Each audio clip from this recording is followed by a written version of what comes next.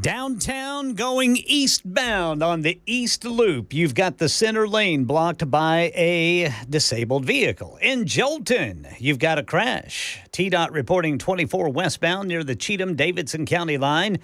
Accident blocking the right lane, 440 westbound at Nolensville Pike. Traffic every 10 minutes every morning on Super Talk 99.7 WTN.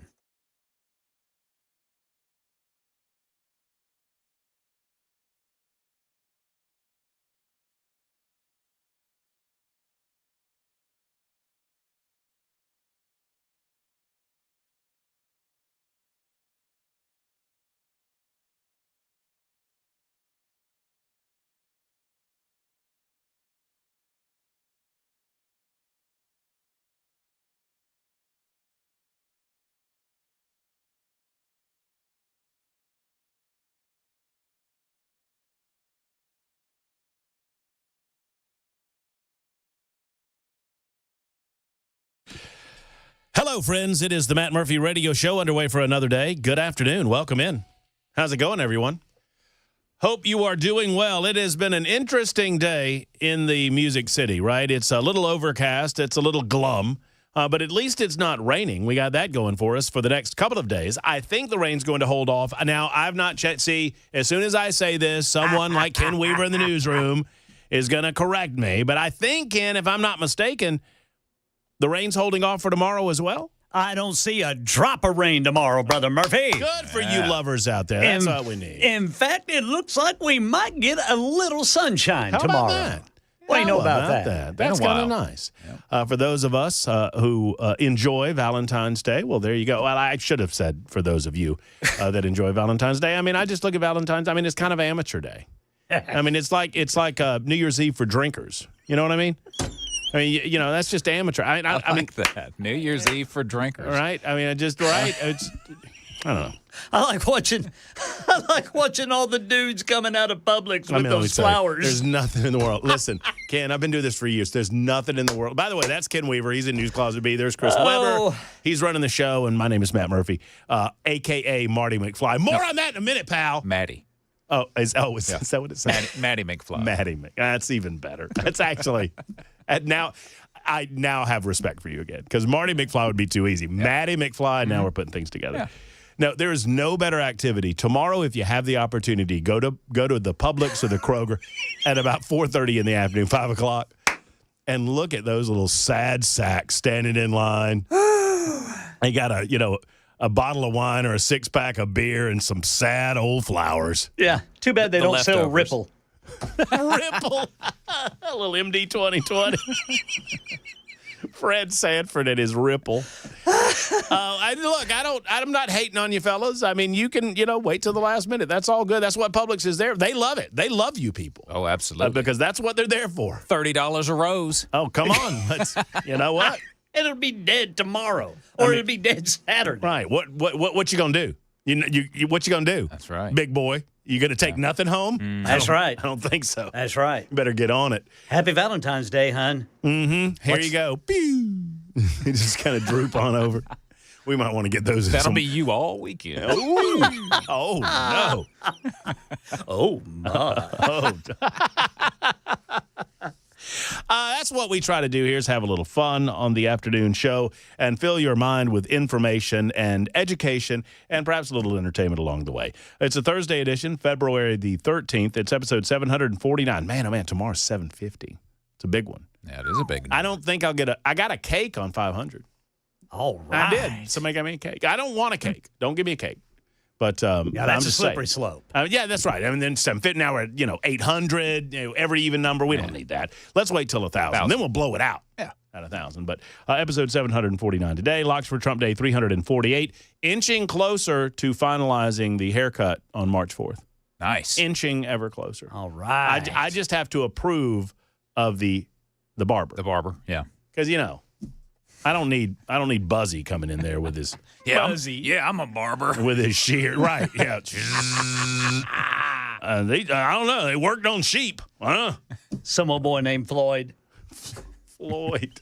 In his white coat. Yes. Yes. Remember when Floyd was pen pal with the lady and I saw that one the other day. He was a pen pal, and he told her he was rich, and he was all worried. And so Andy worked it out where they pretended that Floyd was rich to make him feel better, and then turns out she shows up and she wasn't rich either. Yeah. They were both lying. That's like when Otis convinced his cousin he was the sheriff. Oh, I remember. No, that was a good one, too. Yeah. And they played along with it for Otis. Yeah. And I don't remember. He had to get drunk at some point in the episode. He ended up having to arrest his cousin for getting drunk. Every life lesson that you need to know is in the Andy Griffith Show. Right there. Every single one of them. Look, we've got a lot of activity. I mean, as we might expect. It's only been a short, not even a month. And Donald Trump's gotten a lot done. I've got a little bit of a rundown for you. Earlier today, we saw that Health and Human Services Secretary Robert F. Kennedy Jr., I say Secretary Robert F. Kennedy Jr., he was confirmed by the United States Senate, and he is now our Health and Human Services Secretary. Who would have thunk it? McConnell was a no. More on that in just a moment. Kash Patel is heading to the floor of the United States Senate. Folks, friends, ladies, gentlemen, we're getting all of them, right?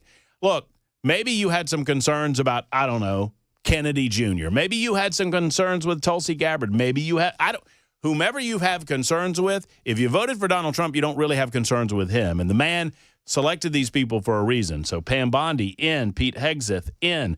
Kennedy, in. Gabbard, in.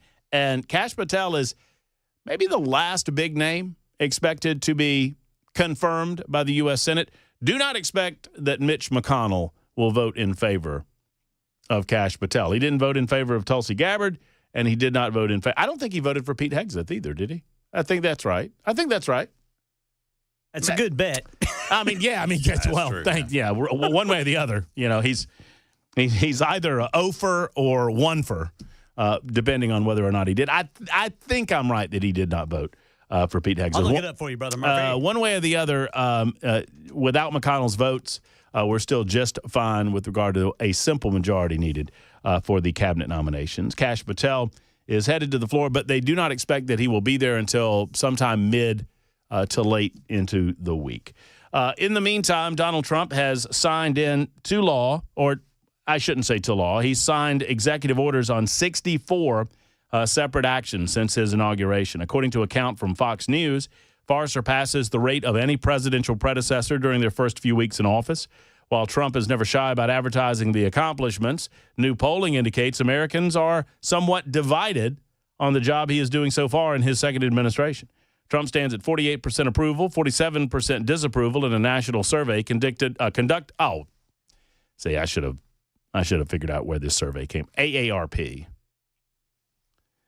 Some surveys, including Pew Research, indicate Trump's approval ratings are slightly underwater. Others, including a poll from CBS News and YouGov, suggested the president's ratings are in positive territory. One way or the other, it is a flurry of activity out of the White House, and it is notedly different than it was during the Biden administration, where that guy wouldn't get up until 10 o'clock in the morning and put a lid on it at about 2:30 in the afternoon. And I'm not exaggerating. That's that was regular during the Biden administration. Mitch McConnell, I don't know the specifics of the mechanism by which you would have to call him back to his home state of Kentucky. But at some point, I'm not even mad at you anymore. At some point, it's just sad. And some politicians in the United States Senate, I was told years ago, and I think it's true, that because the presidency of the United States of America is term limited to 8 years, or really 10 if you take over, almost 10, if you take over in the middle of a term due to incapacity or God forbid, assassination, then you can serve out that term and still serve 2 other terms if it is less than half of the term that you are serving initially. That said, typically it's 8 years of service. And so because of that limitation, the presidency doesn't really count in this regard. But I was told that being a United States Senator is the greatest job on planet Earth. And let me tell you, I have a difficult time disagreeing with that. You're one of 100. You don't really have to do all that much. You kind of set your own schedule. It's not like being a CEO of a major company where you have shareholders to account for you. I mean, sadly, the power of the incumbency is so great in the United States Senate, it takes a massive screw-up or a massive population shift in a given state in order for a senator to be defeated as an incumbent. So you're pretty confident that you can serve as long as you like. And I guess it is no surprise that you have the Strom Thurmond. So y'all remember Strom Thurmond? Talking to the machine. That's Strom Thurmond. And Strom Thurmond, at one point during a committee hearing in the early 1990s, referred to a microphone as the machine. As in, I can't hear you talking to the machine. What? The machine. Okay. You got Strom Thurmond, you got Dianne Feinstein, you have multiple examples of senators that serve past their capacity to do so, and Mitch McConnell has become one of those examples. Rare is the case that a United States senator says, see you later, I'm out. I'm going to go home, quiet, into that good night. I'll give credit where due. Richard Shelby was a longtime senator of the state of Alabama, and he could have run for re-election, could have won. Instead, he stepped aside. Now, he did get his little hand-picked successor in there with Katie Britt. And Katie Britt's doing a good job, but she was his chief of staff, and it kind of was, the handing of the torch. I don't like that because that's the people's seat, not the politician's seat. But Mitch McConnell's got to go, guys. It's just gotten to the point where you can't even be mad at the guy anymore. And I don't know if what he's doing is performative. I don't know if what he's doing is to poke his thumb in the eye of the president of the United States. I don't know if he knows what he's doing and his people have decided that they're going to poke their thumb into the eye of the president of the United States. One way or the other, it is sad. And I stand by my assertion that you should not be able to run for re-election to any political office, federal political office in the United States of America. Frankly, I would do state as well, but let's confine it just to the federal offices. That would be the presidency, Senate, Congress, etc. 75. I think that's fair. And by the way, I'm well aware of the age of the president of the United States right now. If you want to argue with me and make it 80, I think 80 is too much. I think you need to be under the age of 76 at the time that you are sworn into office to be able to run for public office. Senate, Congress, and that I'm not casting any aspersions against 76 or 77 or 78-year-olds. There are plenty of 78. Hell, do you think you have as much energy as Donald Trump?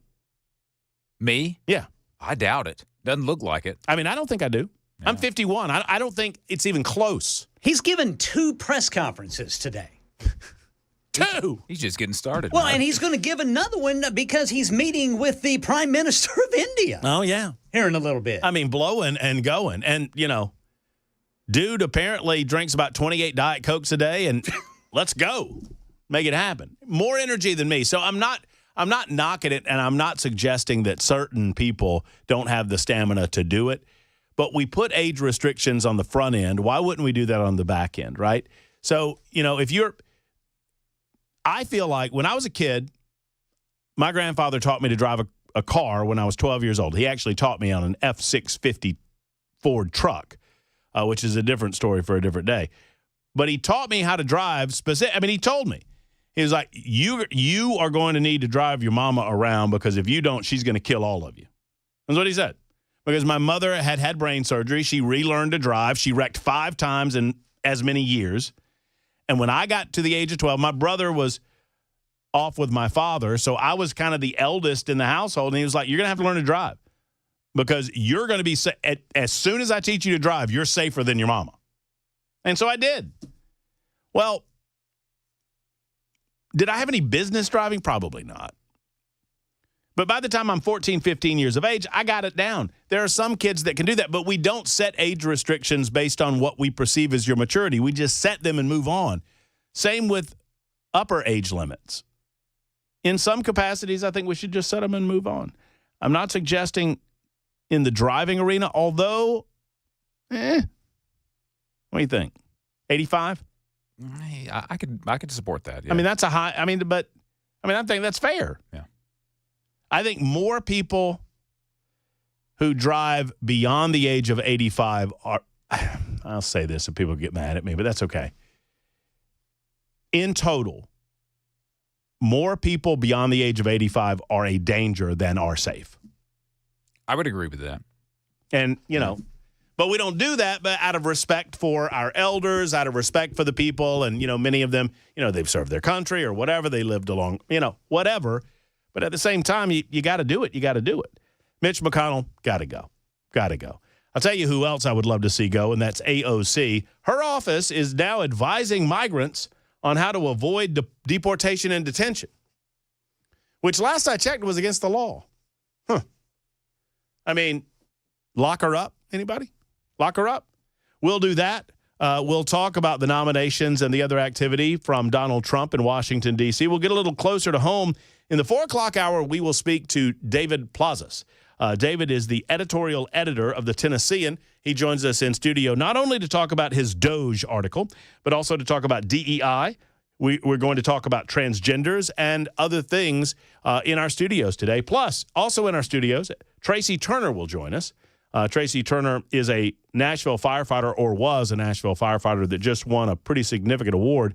The Metro Council has a lot of egg on its face. I'll describe the details of that for you coming up in the 5 o'clock hour. It is 21 after the hour on Super Talk 99.7 WTN.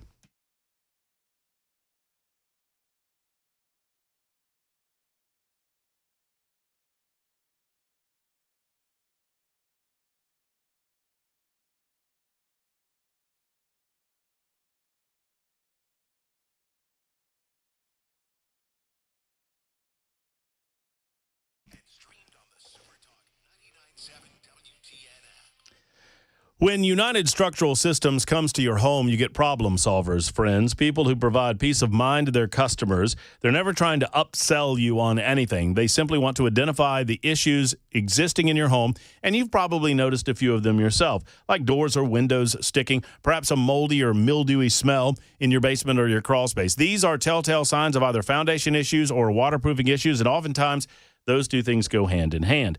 Now, they do concrete leveling as well, and they're happy to help you with the concrete outside of your home, your sidewalks, your walkways, etc. It's USS, United Structural Systems. Since 1994, they have helped tens of thousands of people just like you with issues with their foundation, and they can help you keeping homes stable and dry since 1994. Homeowners simply trust USS, and I know that you will as well. Get them out to your home and let them do an inspection for you today. 615-488-7855, 488-7855, or USSTN.com.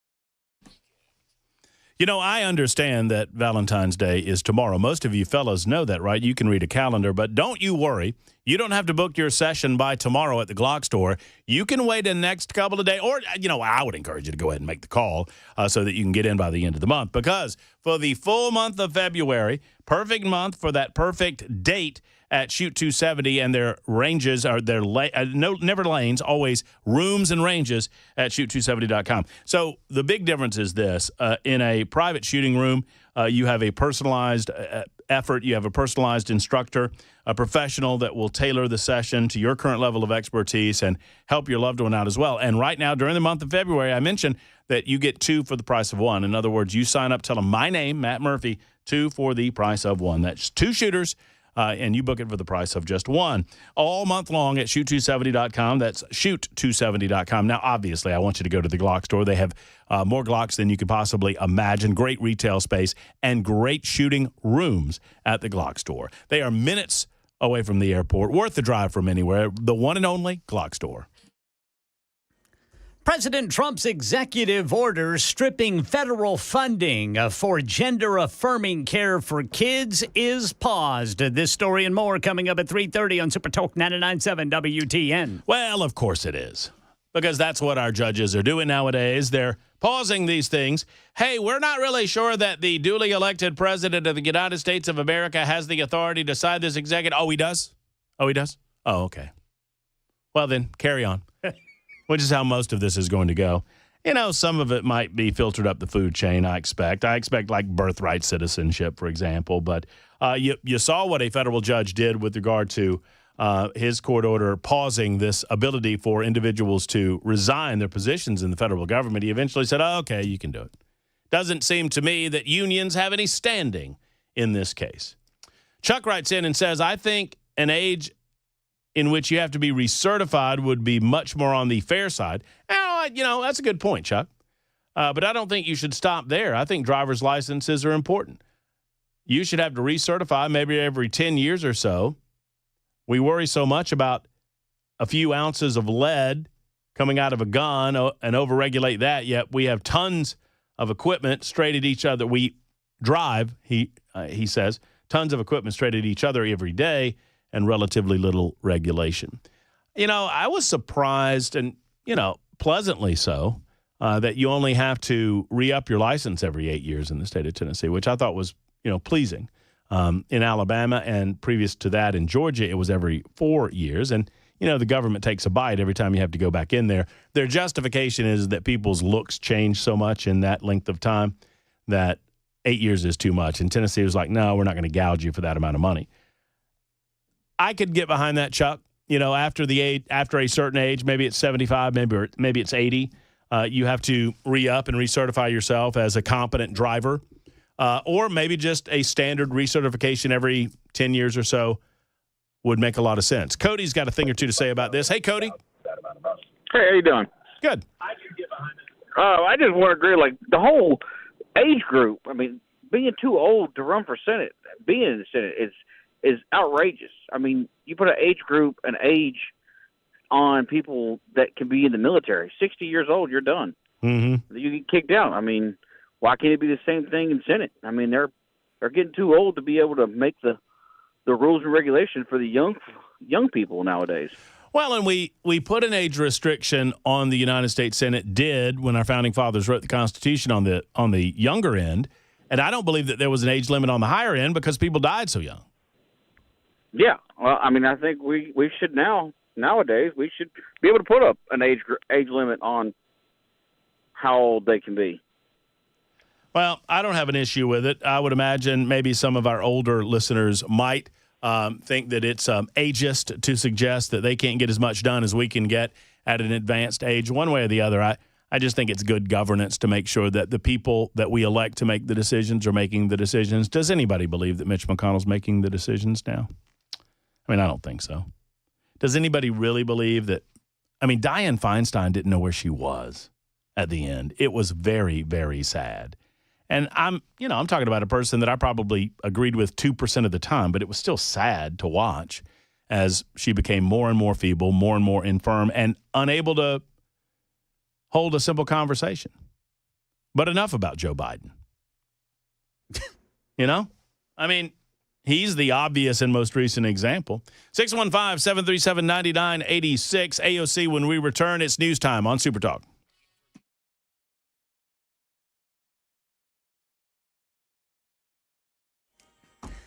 .3:30 on the dot. I'm Ken Weaver with your top stories. Got the full forecast and traffic in 5 minutes. President Trump's executive order stripping federal funding for gender-affirming care for kids is paused. Judge Brendan Herson of the U.S. District Court in Maryland was skeptical that it's not just a blanket ban on care across the nation. This order, or rather pause, stands for 14 days while both sides argue. President Trump took questions about ending the war in Ukraine today. Somebody said, I should have called Zelensky first. I don't think so. I mean, we have to find out whether or not Russia wants to make a deal. I know that Zelensky wants to make a deal because he told me that. But I now know that Russia wants to make a deal. What about a deal for TikTok? We have a lot of people interested in TikTok. And I hope to be able to make a deal. And in our nation's capital moments ago. And that I will well and faithfully discharge the duties of the office on which I am about to enter. So help me God. So help me God. Now it's official. Robert F. Kennedy Jr.'s nomination as Health and Human Services Secretary. And in Nashville, Channel 4's Marius Payton says the search is on for the shopper who was robbed last week in the parking lot at Green Hills Mall. Police want to ask him some questions. The man was walking out of Green Hills Mall. He was approached by a man named Omari Moore. Moore tried to rob the man, then drove away with the second suspect in a Tesla. The Tesla crashed off of I-65 North near Berry Hill. The driver had been shot. That driver died. Now Metro Police are looking for this man. They say he was the victim in the robbery, but he has not come forward. Officers identified him as 31-year-old Genesis Denton. He has an Illinois driver's license. Police say he left the mall parking lot in a rented Volvo SUV. Detectives want to question him about what happened. If you recognize Denton or know where he might have gone, you can give MNPD a call. In the meantime, we can tell you more. The passenger in the Tesla charged with robbery was handed down a new charge this week from the Department of Justice for being a felon and having a gun. That's the latest news. Traffic and weather next. I'm Ken Weaver, WTN News.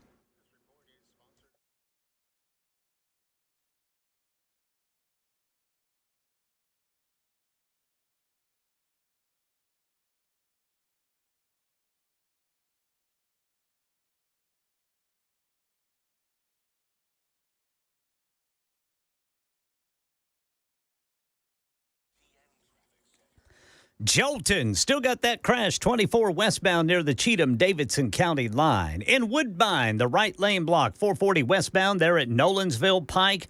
Nob Hill got a crash, White Bridge Pike at Nob Road. Over by the airport, accident reported by police 40 westbound at Briley Parkway. And in Murfreesboro, a mattress in the road. Only it's not on I-24. It's 840 eastbound at New Nashville Highway, Northwest Broad Street, exit 55. Traffic every 10 minutes every morning on Super Talk 99.7 WTN.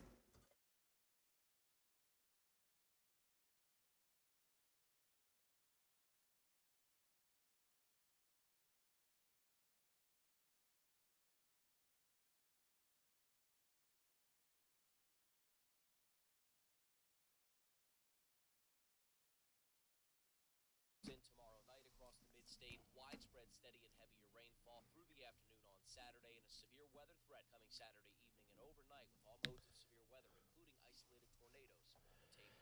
Fellas, if you feel like you cannot perform your daily activities because of a lack of energy, I want you to listen up because I think Tennessee Men's Clinic has something for you.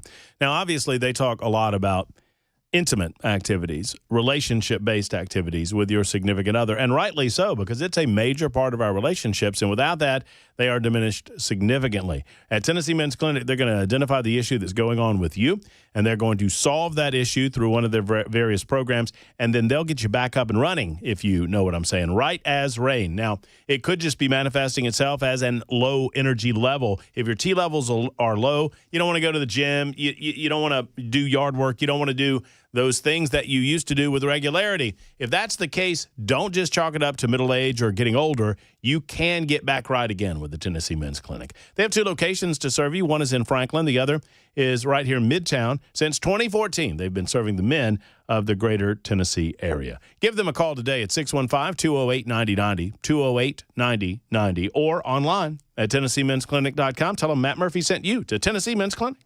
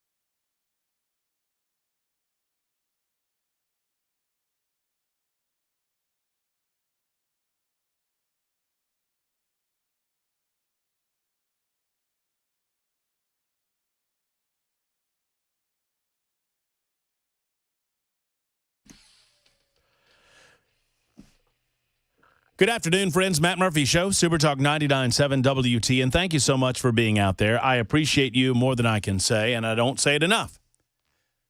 Tell your friends, tell your neighbors that the Matt Murphy Radio Show is on the air on a variety of different platforms. On this episode 749, we can be found at 99.7 FM on your radio dial. You can also look us up on, well, a variety of streaming platforms, really any place that you see music or news or information or podcast streamed. We'll be there, Super Talk 99.7 WTN. There's so many platforms, I can't name them all. Of course, we have our own app. You can download us and take us wherever you go. And then there is Talk TV, YouTube, Facebook, Twitter, Twitch. YouTube, Facebook, Twitter, Twitch. Just do me one favor. When you go over there, hit the like, hit the subscribe button. It costs you absolutely nothing, as Ken Weaver likes to say. Absolutely nothing. Yes. Just like that. That's what he likes to say. And that's what it costs you. Absolutely nothing. So go over there and like and subscribe us. And you can see my fetching Matty McFly vest that I'm wearing, just in case all of this rain causes flooding. Hey, did you see the new awning? I saw him putting it in. Yeah. Oh, we got a new awning. Well, I got to go look at that. Ken Weaver, have you not seen the new awning? I have not. Am I right in calling that a veranda? That's a veranda, right? I think it qualifies. Yeah. I mean, I think you could call it different things, but we have a veranda here at Super Talk 99.7 WTN. And for my 3 years of hosting radio shows in this building, the veranda has leaked. Yeah. And it is not a good it's not a good combination that the overhead awning on the, I mean, I'm not knocking. I love where I work. Don't get me wrong. Sure. And they're fixing it.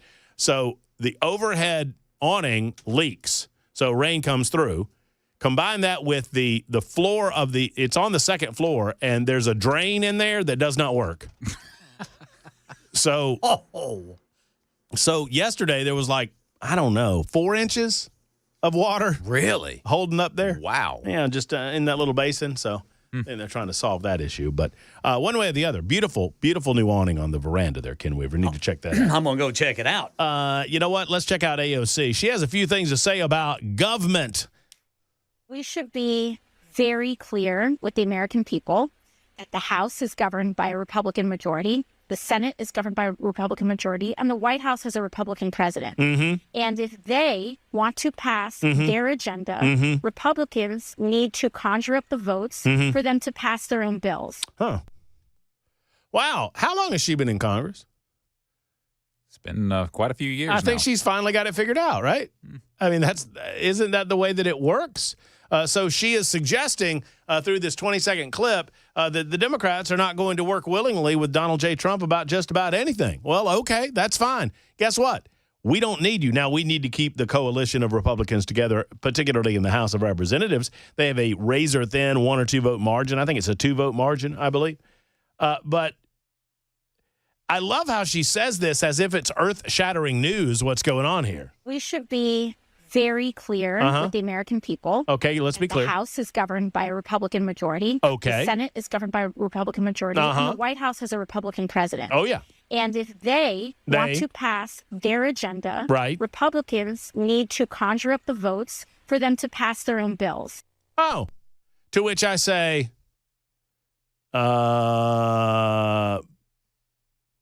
okay. That's cool. In the meantime, I would suggest that AOC, an official member of the squad, is actually violating the law and needs to be looked at by the Attorney General of the United States of America, Pam Bondi. Representative Alexandria Ocasio-Cortez hosted a live webinar last night advising, quote, migrants in her district about the rights that they have if they come face-to-face with immigration and customs enforcement. By the way, an organization that AOC has publicly called to be completely and totally disbanded. The Know Your Rights with ICE virtual event was broadcast live on Ocasio-Cortez's Facebook page. Remember when, did y'all ever call her Occasional Cortex? I always liked that one. No, I don't think always we good. did. Alexandria Occasional Cortex. Because every so often she demonstrates that she has a brain, but not very often. Migrants, illegal aliens, were warned of ruses that allege ICE agents employ to get people to comply with searches. Ruses.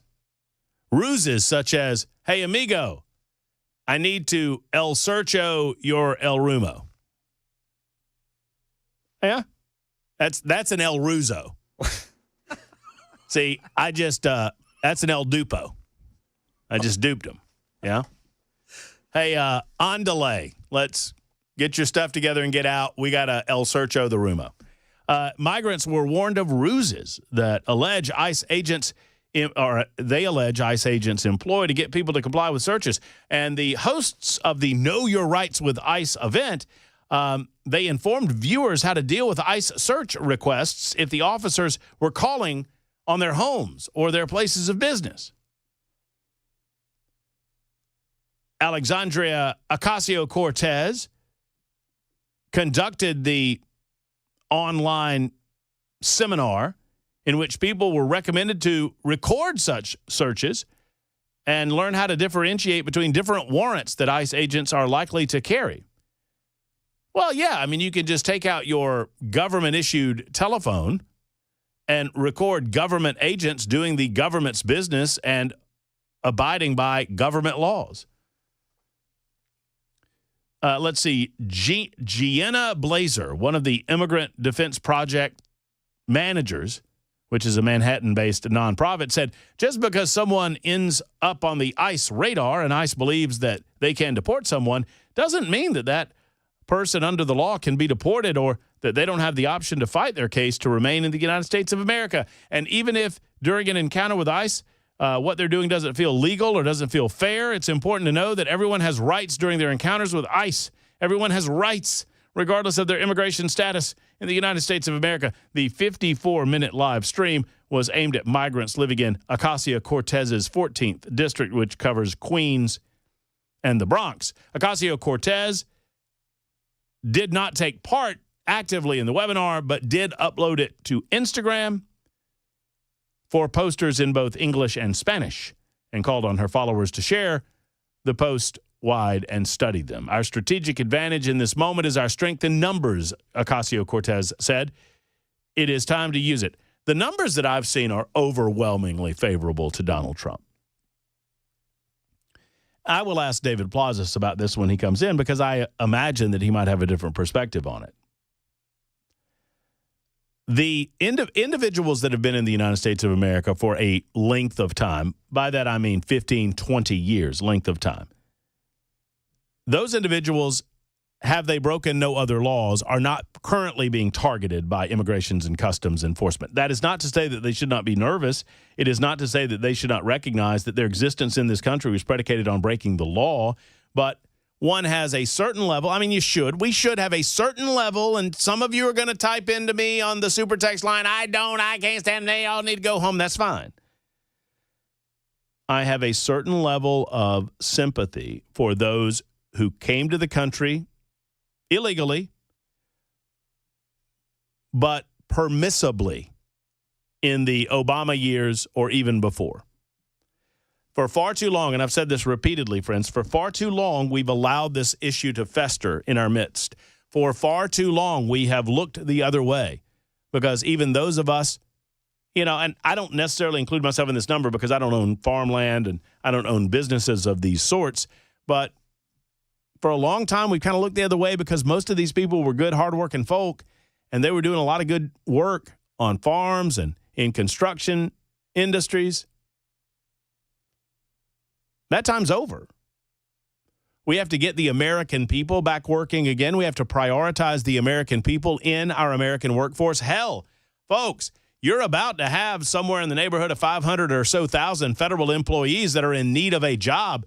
What in the world are we doing? Let's marry them with the agricultural community. Let's marry them with the painting contractors. Let's marry them with, building contractors. Why in the world wouldn't we?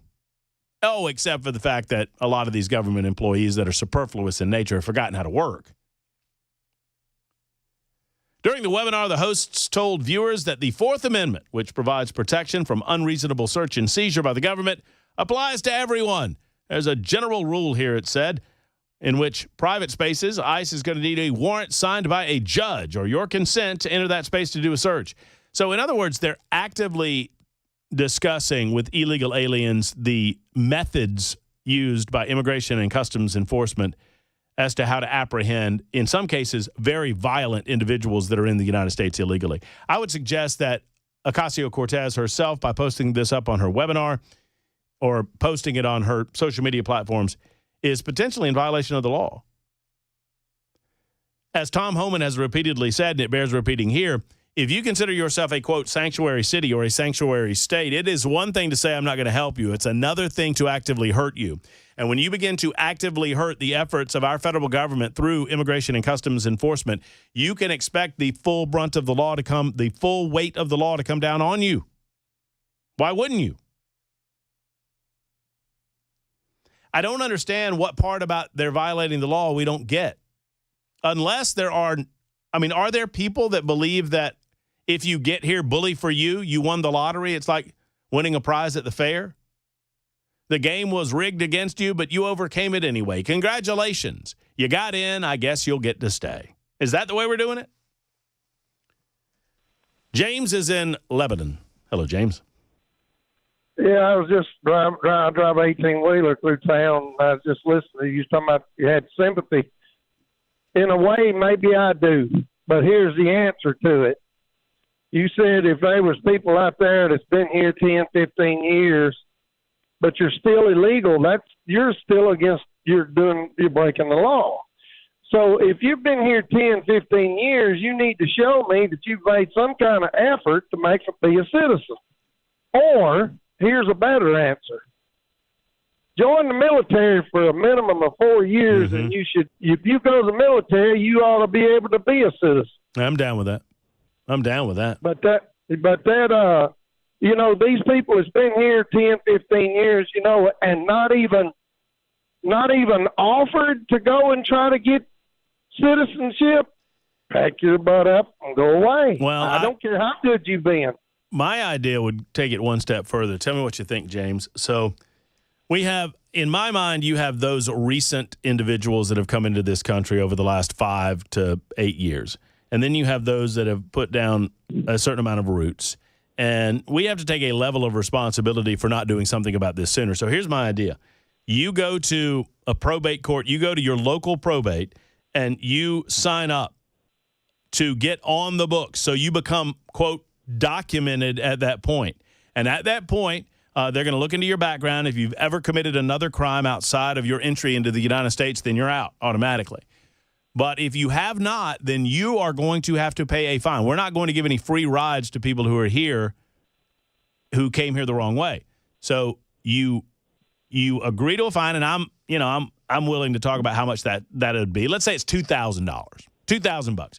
So you pay the fine of $2,000. That's going to be punitive for coming here illegally. And upon sign up, you do not have, because you broke the law, the ability to become a U.S. citizen for 10 years. You'll have a green card, and you get to stay, but you don't get the privilege of becoming a United States citizen, and that is a punishment for coming in the wrong way. Once that 10 years expires, as long as you've done good work and as long as you've been a good resident of the United States of America, then we'll talk about possibly getting you. I can deal with that, but before I get off, I want to ask you one other thing. Yeah, sure. This is what drives me crazy. All these Hispanics, and they're not all bad. I meet a lot of them, but I want to ask the people that may be listening to this radio station that Trump's being mean to those people. Let me ask you something. Who should they be mad at? Should they be mad at Trump for making them go for the law? Or should they be mad at Magoo that gave them brand new clothes and tennis shoes and their telephones and their money when they came over the line and gave them a promise that nobody's going to make them? Who should they be mad at? Well, I mean, obviously they should be mad at the people that sold them pie-in-the-sky dreams or made promises that our laws simply do not back up in reality. I guess it was so, and James, it's a great question. It's a great question. They will naturally gravitate to being mad at the people that are threatening to send them on back home, and that's going to be Donald Trump.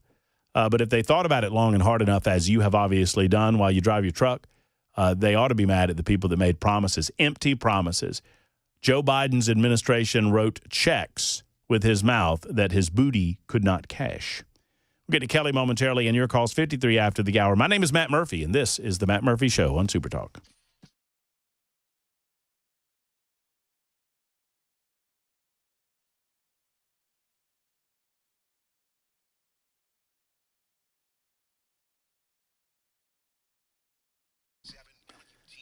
Look, I understand it, guys. We are naturally procrastinators, especially when it comes to shopping. You know, typically men do not shop. They hunt, or at least I do, right? I mean, I guess maybe there's some men shoppers out there, but I'm hunting. And when you go to Genesis Diamonds, they're going to be on the hunt with you. For the month of romance, the month of February, they are helping you out with that hunt. And I have no idea. Look, folks, I've not been to Green Hills. I've not been to Cool Springs over the last several days. So I'm not aware if they still have quantities of this great deal. But if they do, you need to get on board with this. And today is the day. Tomorrow's too late. I mean, well, I don't know that it's too late, but frankly, it's too late in terms of finding that right home run gift. Today's the day, right? You go in and you buy something for $399. That's the floor. You can buy as expensive of a gift as you want, but, you know, a diamond brooch or a pendant or a necklace or a bracelet or something along those lines, and they're going to provide you flowers from Jenny's Florists, a gift card for dinner at Fancy Pants Restaurant, and chocolates, just for being a Genesis Diamonds customer. One-stop shopping at Genesis Diamonds. Limited quantities. Call store for details. Go by Green Hills or Cool Springs. And happy Valentine's Day from all of the crew at Genesis Diamonds.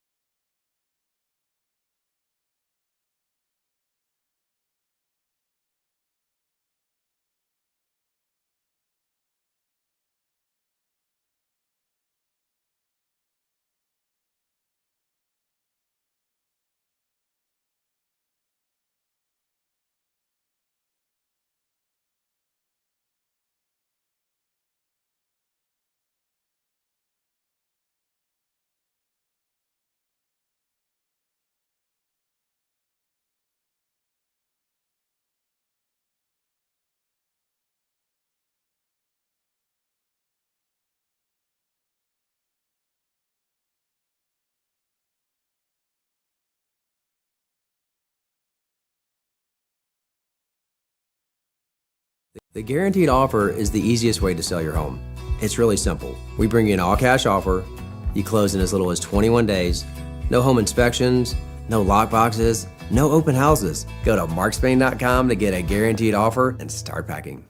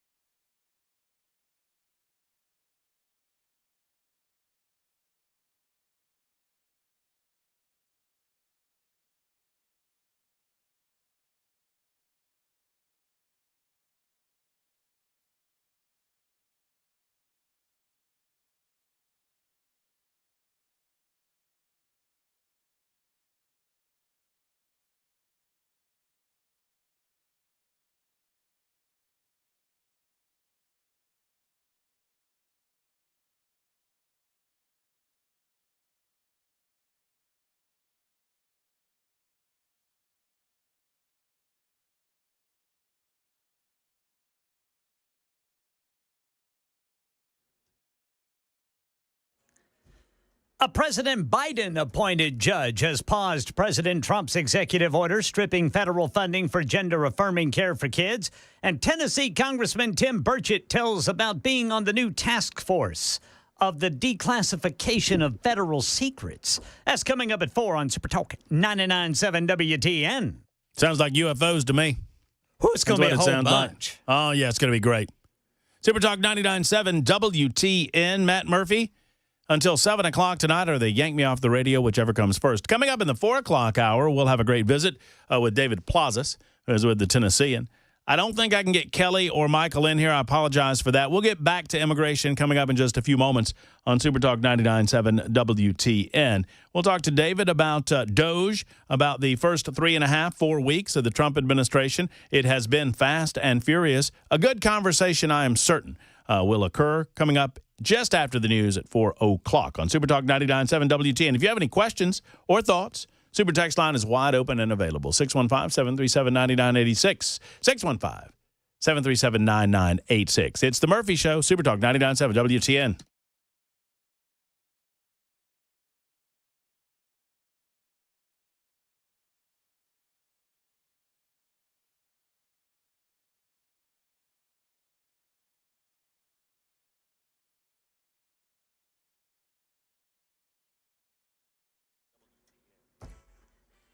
Four o'clock on the dot. I'm Ken Weaver with your top stories. We've got the full forecast and traffic in 5 minutes. A President Joe Biden-appointed federal judge in Maryland has paused President Trump's executive order stripping federal funding for gender-affirming care for minors, including puberty blockers, hormone therapies, and surgeries. Judge Brendan Herson of the U.S. District Court for the District of Maryland was skeptical of the Trump administration's argument that the order is not a nationwide ban on care. The judge's temporary restraining order will apply for 14 days, during which time plaintiffs will seek an injunction. In the Oval Office today, after signing an executive order concerning reciprocal tariffs, President Trump taking questions, including some about denuclearization. When we straighten it all out, then I want to have one of the first meetings I want to have is with President Xi of China, President Putin of Russia, and I want to say, let's cut our military budget in half. Meanwhile, RFK Jr., officially Secretary of Health and Human Services. And that I will well and faithfully discharge the duties of the office on which I am about to enter. So help me God. So help me God. Kash Patel headed to a final confirmation vote as FBI director. Tennessee 2nd District Congressman Tim Burchett will serve on the new task force on the declassification of federal secrets. He tells WTN's Chad Benson Show he hopes they release all of the files for all of the investigations at once. I would like to go case by case, but we need to get it as fast as we can get it because something could change. And you know, the feds will say, we didn't mean to do that. Let's not do it anymore. And then what they'll holler is national security, and that's what's kept us away from a lot of files. in the past. And so I just wish they'd just dump it off and let America decide. First investigation lawmakers will undertake will be delving into the assassination of JFK. Metro Police say you really shouldn't leave your vehicle running and unlocked when you go inside a gas station. They say it's easy pickings for thieves, which Channel 4 says a man found out the hard way recently at the MAPCO on Glen Rose Avenue. It was maybe a minute and a half, and they were at my truck, and they jumped out. One of them came out of the passenger side and jumped in and drove off. Just 3 weeks before that, a woman stole a car from a gas station in Brentwood that was left running and unlocked. And do you think we have traffic problems here in Nashville? Get this out of Oregon. More than 100 cars are piled up right now in whiteout conditions just outside of Portland. That's the latest news. Traffic and weather next. I'm Ken Weaver, WTN News.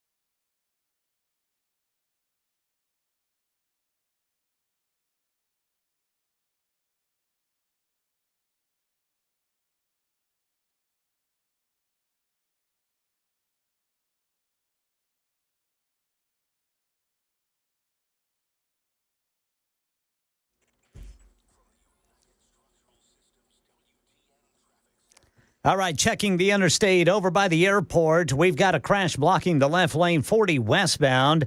And then in Laverne, we've got some metal in the roadway. Going to be 24 westbound at Waldron Road. Don't want to run over that. Traffic every 10 minutes every morning on Super Talk 99.7 WTN.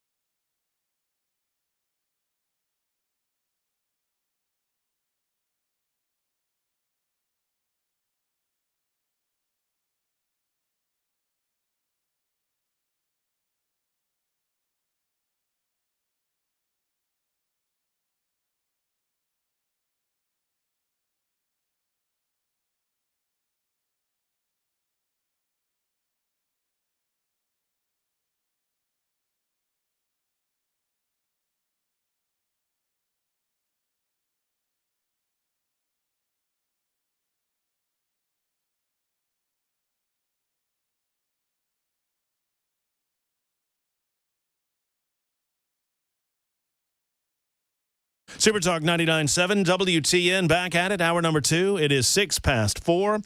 Thank you for being around with us. Matt Murphy on a Thursday edition. God bless you for being here, whatever time you're able to give us, whether it's 5 minutes or the full 4 hours. We thank you for that. I am, as noted by Chris Weber, in my Marty McFly gear, Matty McFly, if you will. If you're watching on Super Talk TV, you can see You can see the old vest. I can turn it around to the gray side if I need to. But we're discussing, look, it's been a flurry of activity over the first almost a month of the Trump presidency. It's a week less than a month of the Trump presidency. And we've been discussing activity today. Robert F. Kennedy Jr. named as the Health and Human Services Secretary. He won that appointment and was sworn in as Health and Human Services Secretary. I think it was a 52 to 48 vote, if I'm not mistaken. Kash Patel is heading to the floor next week, and that, unless I'm missing someone pretty big, that rounds out the more controversial cabinet selections. Obviously, Tulsi Gabbard has already been approved. Pete Hegseth was a fairly controversial selection who resides right here in the state of Tennessee. Then you have Kennedy and Kash Patel.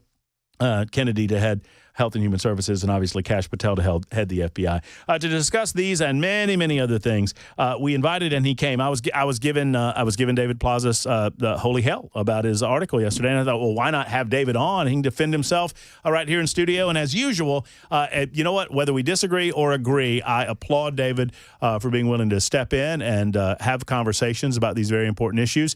You are the editorial editor of the Tennessean, and David joins us in studio. Hey, David. Hey, thank you so much, Matt. And I love Back to the Future references. So yes, absolutely. Matty McFly. Old school, lost on younger listeners and younger viewers, but that's all well and good. So how I mean, things have to have changed for you guys at the Tennessean in terms of just the sheer amounts. We were talking right before we came on air. Just the amount of activity is really unseen in modern American political history. The amount that is getting done, for some, it's, people are excited about it because they're 100% behind it. Some hate it and they just can't stand it. But you cannot deny the amount of activity that's going on. Oh, it's tons of activity. We've been busy every single day and getting reader input every single day about a variety of issues. And a lot of the work I do is mostly local and state, but obviously President Trump has an influence on the conversation all around. And so we constantly get letters from those who are upset about Project 2020 filtering in perhaps into the Trump administration, and others who are elated with DOJ coming on to uncover, why is the federal government so bloated? Right. So before we get into the federal stuff, I'm curious, obviously the governor, Bill Lee, just signed the Education Freedom Act, as they called it, into law, 20,000 scholarships. What was were you surprised at the amount of conservative opposition to the legislation? No, I wasn't. I have a relationship with McMinnville, Tennessee. I've been going there for the last 6 or 7 years, 7 times. I've talked to a lot of rural legislators and even talked to people like Representative Jody Barrett from Dixon and others from across the state. And a lot of it is about protecting their own public schools because they see the difference between Nashville or Memphis and their own communities. So I was not surprised with this vote outcome. I think that the governor wouldn't have called a special session if he didn't think he could win. And the fact that he had the full-hearted support of the speakers and the leaders, that was a huge deal. So it didn't surprise me at all. And the people who were consistent in saying no, for the most part, I think it was something to be expected. Well, and frankly, from a political standpoint, a very interesting tactical move. Some in my audience didn't like it. Others applauded it. I kind of think it really depends on which side you're on the issue. The tactical move of doing the special prior to getting into the General Assembly where things can get lost in the weeds. Yeah, I mean, the reality is the governor was humiliated last year when his bill didn't even get a vote. And so for him to go through that again and go into defeat, he wasn't going to have that. I mean, at the end of the day, he's a politician who wants to win. And he found this. And some of the criticism, I think, maybe from your listeners as well, is about why would you tie Hurricane Helene aid to education aid? That was the big criticism, I think, that I heard at least, because people said those should be different things, but they were coupled, and the governor had an incredibly successful special session with that and the immigration bill. Well, and I asked him, the governor was on our show, he was in our studio, and I asked him directly, how he responded to the criticism about the quote-unquote, they were calling them bribes, the $2,000 bonuses to teachers that were being described as bribing teachers to support the legislation. He saw it completely different, as you might expect. He said he saw it as rewarding teachers and making sure that teachers were comfortable and knowing that they were supporting their public education system in addition to helping people get into the private education system if they're in a failing. Yeah, there are a couple of things that we should look at as citizens that can be of concern. The question is, can you support two school systems effectively, both the vouchers and then also hold harmless the public schools. The other thing is the Tennessee lottery. Can it support the amount of money that's coming out of there to pay for all these scholarships if 20,000 families do indeed take them. And then finally, we've seen the revenue has been slowing down in Tennessee. This budget is lower than it's been in the past. I look at the monthly reports from the comptroller's office, and in fact, we've seen drops of revenue. We gave up, franchise and excise tax last year. So there's a real concern: is can we afford this? Now, obviously, there's I think it's going to be a at least proposed $2.1 billion rainy day fund. There's money there, but the question is, will it be spent on if there's a shortfall of any kind? And I think the last time, I wasn't here personally in Tennessee when it happened, but I remember studying the consequences of the whole TennCare needing to disenroll people during the Bredesen administration, and that was extremely controversial. So the governor presents his budget. Any thoughts on, you start crunching numbers and I see people, their eyeballs kind of roll back in the back of their heads, but I'm certain that you guys over at the Tennessean are crunching some of these numbers that the governor presented yesterday. Yeah, I think two of the things that make me excited are the Duck River investments, which I think is $100 million, if I remember correctly, and it's this whole notion of conservation. This is a river that's constantly being used. He signed the executive order last fall with protection, and it's important both as an economic engine but also for environmental purposes. That notion of conservation is so important, and I think he's been consistent when it talks about sustaining and conserving farmland. I think that was very important. The investments in roads, we are way behind on road projects, bridges, all sorts of infrastructure. And the thing that was really exciting is someone who's covered the housing market for a long, long time, him talking about how do we help Tennesseans who are having trouble afford a house and afford childcare. These are real issues. And there was a podcast with former Governors Haslam and Bredesen where they talked about the one thing that tends to unite Democratic and Republican governors is the housing crisis that is affecting every single corner of this country.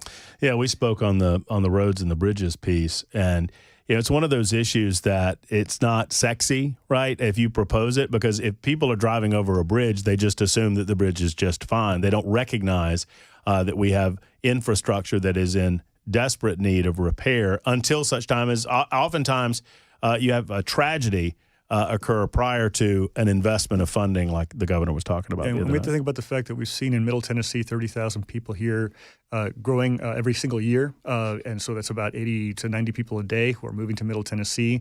That's more trucks, more cars, more usage, and that needs to be maintained. So David Plazas with us of the Tennessean. So what do we? You took the temperature of the room on Doge. I took your survey, by the way. Oh, good. I did. I think I was too pithy in my comments to get added into the comments. My comments were the comment that I made to the Tennessean was Article 2, Section 1. Constitution of the United States of America. That was my simple comment. But tell me the inspiration behind. I saw it, and for those who are not with it with their civics, that's what established the executive of this nation and the Constitution.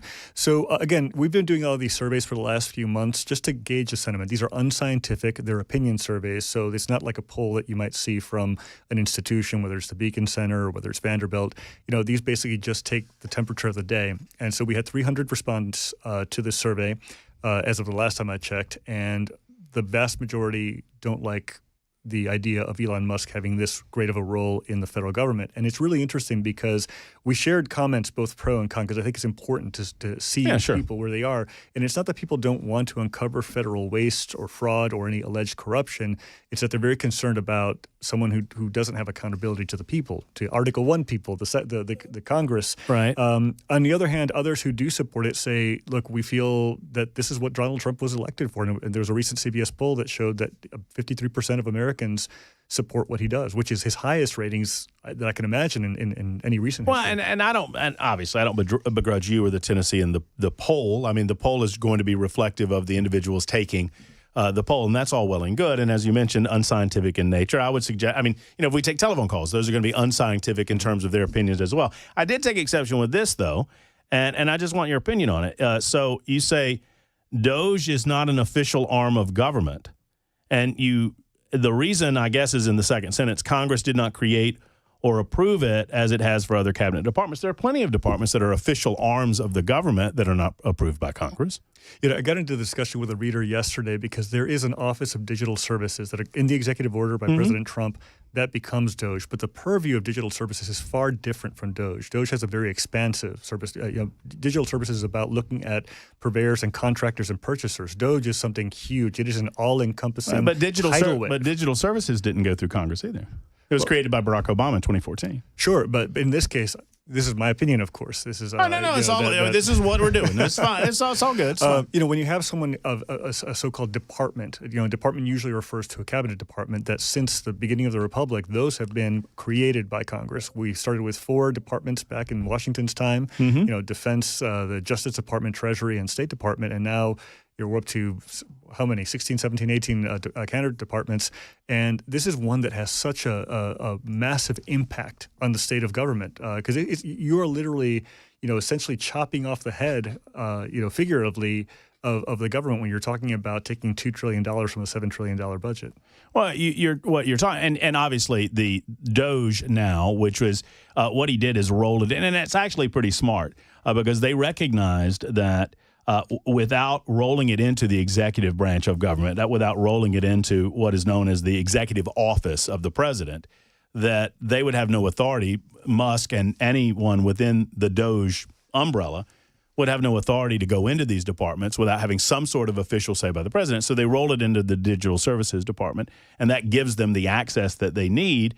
But, I mean, do we begrudge the executive branch of acting as a check against Congress and against wasteful or abusive spending? I mean, when I first started in, I guess, 1999, 2000 doing this job, I was a wee lad in my 20s, right? I felt like no matter our differences, we could all agree that if we identify waste, fraud, and abuse, that's something that is good to do because it is, after all, the taxpayer dollars. Isn't that what Doge is for?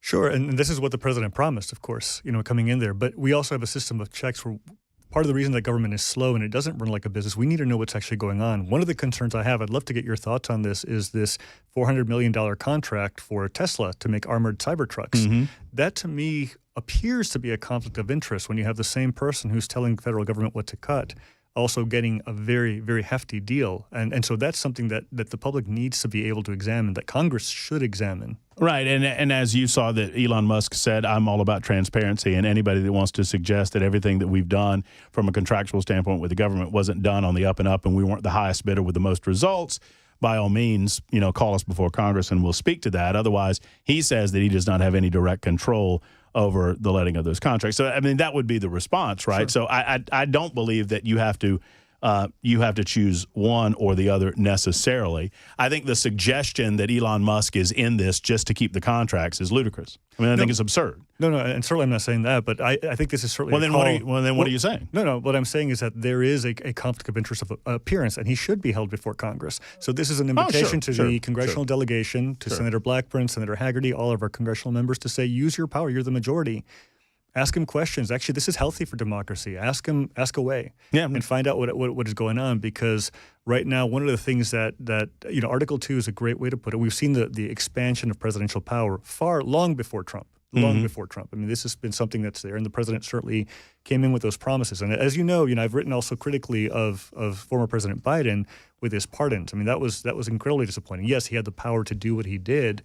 But the question is, at a certain point, there's a reason why we believe in limitations of government and restraint. Do you think that and I get it, when you are in the minority, you are going to speak loudly and forcefully against certain aspects of what the majority is attempting to do, because typically you're going to be ideologically opposed to some of what's happening. Do you think we're throwing language like constitutional crisis around a little too flippantly? Yes, and I'll tell you why. Because I remember I was a wee lad starting as a baby journalist back 25 years ago when Bush versus Gore happened. And everybody was saying this is a constitutional crisis. So it's, for me, as someone who's witnessed this for a quarter of a century, this feels like just politics. This is just political theater. So those words, I think, are thrown around very lazily. And I think we need to figure out exactly what is it. What is it that we are witnessing? Because at this moment, we're witnessing tension and conflict, which is natural. The one thing that does concern me is the idea by Vice President Vance or others that somehow they don't have to listen to court decisions. Because this is part of our structure. I mean, since the Marbury decision, we've had over 200 years of precedent where the court, make a decision. They interpret the Constitution. That's their job, Article 3. And so, we have this responsibility essentially to say, okay, sometimes the president goes too far. We saw that with President Roosevelt and trying to pack the court. He went too far, or many of the New Deal legislation. And in many cases, it's a good thing that we have those ways to stop government from acting too quickly and too fast. No, I mean, I think the Constitution is the prescription by which you make sure that the executive does not overextend his boundaries. I mean, an executive that wants to accomplish as much as Trump seems to want to accomplish as quickly as possible, I think he's well aware, he's keenly aware that he has a very narrow window of time. I mean, it seems like a lot of time. I would say 2 years. I wouldn't even say 4 years because you get into the midterms, you could lose the House of Representatives. You never know what happens after that. I think he's keenly aware of that. But at the same time, as fast as you go, I don't have a problem. And, I think Vance was identifying what he considered to be activist federal judges, district-level judges that, in his opinion, were not acting in concert with the Constitution. But the remedy is that you appeal up. And at least I would hope that my Democrat friends, and you, David, would agree that Trump was right in saying, of course, we're going to abide by any stays. We're going to move through the system and allow the third branch of government to do its job as we're trying to do ours. No, of course, and we're seeing that play out, and obviously the president can appeal. And I tell people, and I've talked to Cameron Smith, our mutual friend, about this, that the president tends to say a lot of outlandish things. And that's just the reality of his personality. And sometimes he's saying it literally and sometimes not. But it is disconcerting to his enemies. But this has always been the way that he's operated. I mean, he is someone who's a pugilist.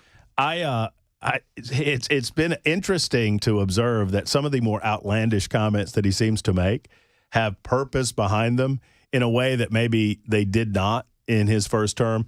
Gulf of America, buying Greenland, these types of things or restructuring deal with the Panama Canal. I think he says things to set a topic in a way that he tries to then negotiate from where the topic is set by him. Does that make sense? Well, absolutely. And this is one of the difficulties for the press. I was asked by a gentleman at an event I was at on Monday, it's like, how do you think the press is doing? And I said, right now it's hard because there's so much coming at us, to your earlier point, that it's very difficult to explain to people what is going on. And with very limited attention spans, people get their media all over the place. And sometimes they might read one story or two stories a day, or they may get it from a place that might be forwarding information that might not be totally verified. And so this is the big challenge. And we already have the trust challenge. We've seen polls from Gallup that show declining trust. And so a lot of what I do, a lot of the work I do and going out, and it's an honor to be here, by the way, in your studio. It's very good. Very good. I think it's important to be present in places, especially where you're going to be uncomfortable, because that's how you get some great conversations going. Well, I give David credit. And for those who don't like David's, what perceived, I wouldn't even say reality, but the perceived ideology, and I'm going to ask you that question in just a moment, but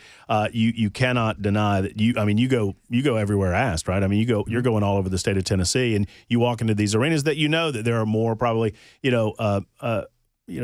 right of center conservatives, libertarians who perhaps disagree with you on a lot of policy perspectives, but that's how you learn.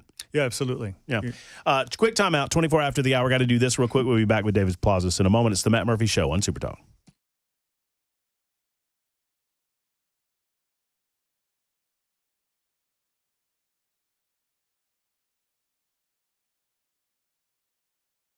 Hello, friends. It's Matt Murphy, and I want to talk to you for a moment about Cover Nash. Do you know how much you've paid for health insurance in the last year? For example, what does it really cost you? Shane Ring at Cover Nash, he knows. He can tell you today. I mean, well, he doesn't know before he talks with you, but once he gets a little bit of information from you, he's going to help you understand exactly what you're paying and, more importantly, what you are overpaying in terms of the coverage that you get. Now, I love this. Shane is not a call center. He doesn't live in some faraway place. He lives right here in Nashville, Tennessee. He understands Tennessee. He's an expert in this community and understands you don't have to pay for plans that you don't need.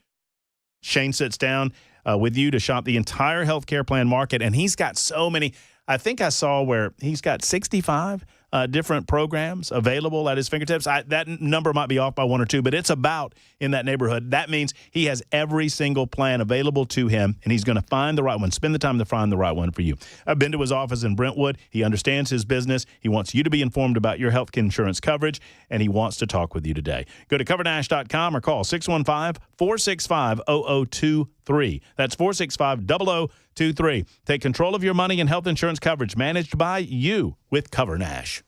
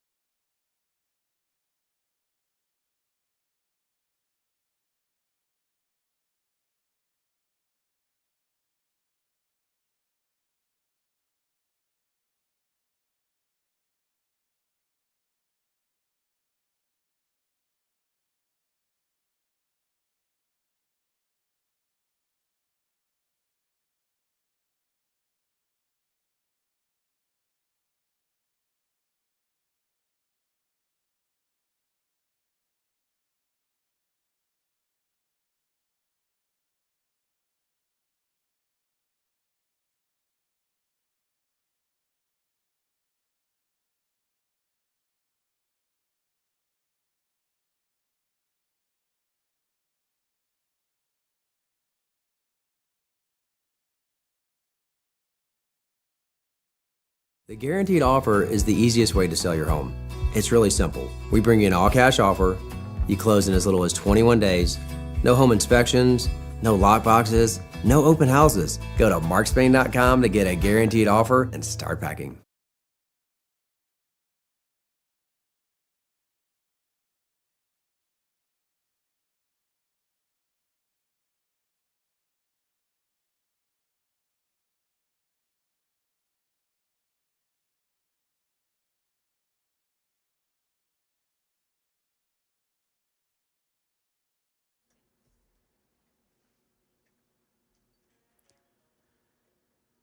President Trump hosting Indian Prime Minister Narendra Modi and says India is getting ready to buy a whole bunch of U.S. oil and gas. I'll tell you about it at 4:30 on Super Talk 99.7 WTN.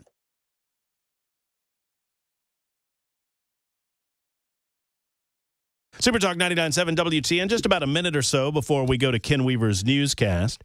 I was talking with David Plazas off air, and we'll continue this a little bit after the news break. But you were talking to me about the communities that you go into in the state of Tennessee. I mean, you go a lot of different places. You mentioned McMinnville. Why did you start doing that when you first got here? I was actually invited by the Rotary Club of McMinnville to go there, and we had started the Civility Tennessee program back in late 2017, and a lot of our work had focused on Nashville.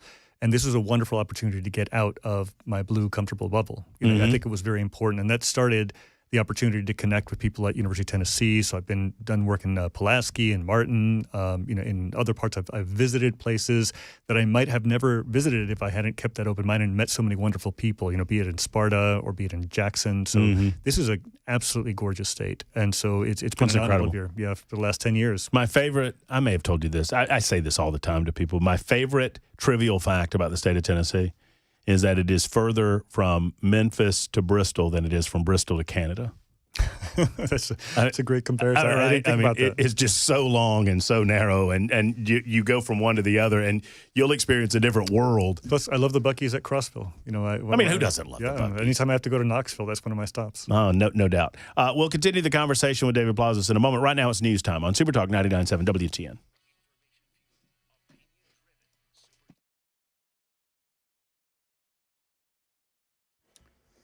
.30 on the dot. I'm Ken Weaver with your top stories. Looks like we could be in for some rough and tumble weather this weekend. Tell you all about it during the full forecast and traffic coming up in 5 minutes. But first, President Trump's executive order stripping federal funding from hospitals and other facilities that perform gender-affirming care for anyone under the age of 19 is on pause. A federal judge in Maryland appointed by President Biden says he's not convinced this is not just a blanket ban on the treatment. The pause is for 14 days, during which time plaintiffs will seek an injunction. President Trump hosting Indian Prime Minister Narendra Modi, telling the press what's on the agenda, trade, and... They're going to be purchasing a lot of our oil and gas. We have more oil and gas than any other country in the world by far. And they need it, and we have it. As for ending the war in Ukraine, here's Karen Travers. President Trump said he had good talks with Russian President Putin and Ukrainian President Zelensky, but he took issue with questions about the order of those phone calls. Somebody said, I should have called Zelensky first. I don't think so. I mean, we have to find out whether or not Russia wants to make a deal. I know that Zelensky wants to make a deal. The president said he believes Putin wants peace. Asked if he trusts the Russian president, Mr. Trump said, I'd like to see peace. Tennessee 2nd District Congressman Tim Burchett tells WTN's Chad Benson he wants to get to the bottom of the mystery of UFOs as part of the new task force on the declassification of federal secrets. I've talked to admirals, I've talked to some of the top pilots in the world that are American military, and it's just everything is just right there, and I just wish they just push it all out, unredacted. And because we're spending the money on something, we're spending millions and millions of dollars, and now Elon's interested in it. So I suspect we'll see a lot of movement on that. First files the task force will look at the JFK assassination papers. Americans' household debt, including credit cards, mortgages, auto loans, and student loans, is at a new all-time high of $18.04 trillion. According to a report released today by the Federal Reserve Bank of New York, Overall debt grew by $93 billion in the last 3 months of 2024. About half of that increase, new credit card debt, which now stands at a record high $1.21 trillion. That's the latest news. Traffic and weather next. I'm Ken Weaver, WTN News.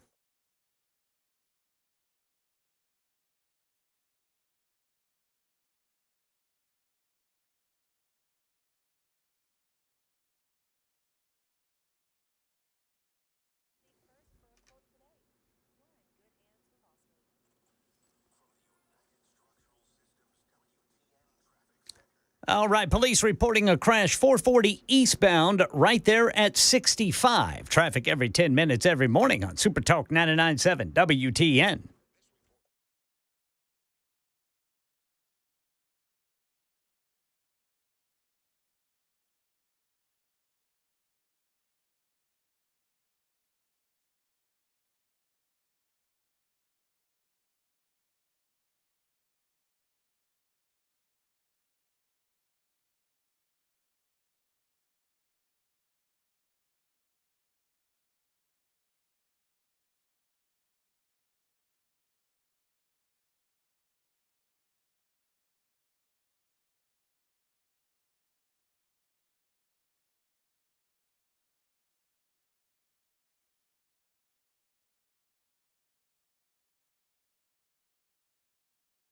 Hello, friends. It's Matt Murphy, and I want to spend a moment talking to you about your health. Now, I don't want to get personal with you, but I would say this. If you're allowing an insurance company to get in the way of your health care, I just believe that you're doing it in a way that is probably hurting you in the long run. At Grace Point Healthcare, they are the standard and affordable, comprehensive, and convenient medicine. They are a direct pay provider. Your health care is delivered without the red tape of insurance guidelines. Pay by the visit or join a Smart Care plan. The Smart Care plan is $69 a month. You get unlimited office visits, and free basic labs for the entire year. Grace Point identifies and treats the root cause of a condition, not just the symptoms, through a comprehensive and functional approach. I love the way that they're doing it. They like to call it modern medicine delivered the old-fashioned way. Grace Point Healthcare is located in Franklin, and I encourage you to call today. You know, you can get in same day oftentimes or day after. Even for new patients, they're providing that. And obviously, it's a bad flu season. February is the biggest month of the flu. And if you're feeling bad, you can get into Grace Point Healthcare without any wait. Grace Point Healthcare, right in the heart of Franklin. Why not go and call them today at 599-6868, 599-6868, Grace Point Healthcare.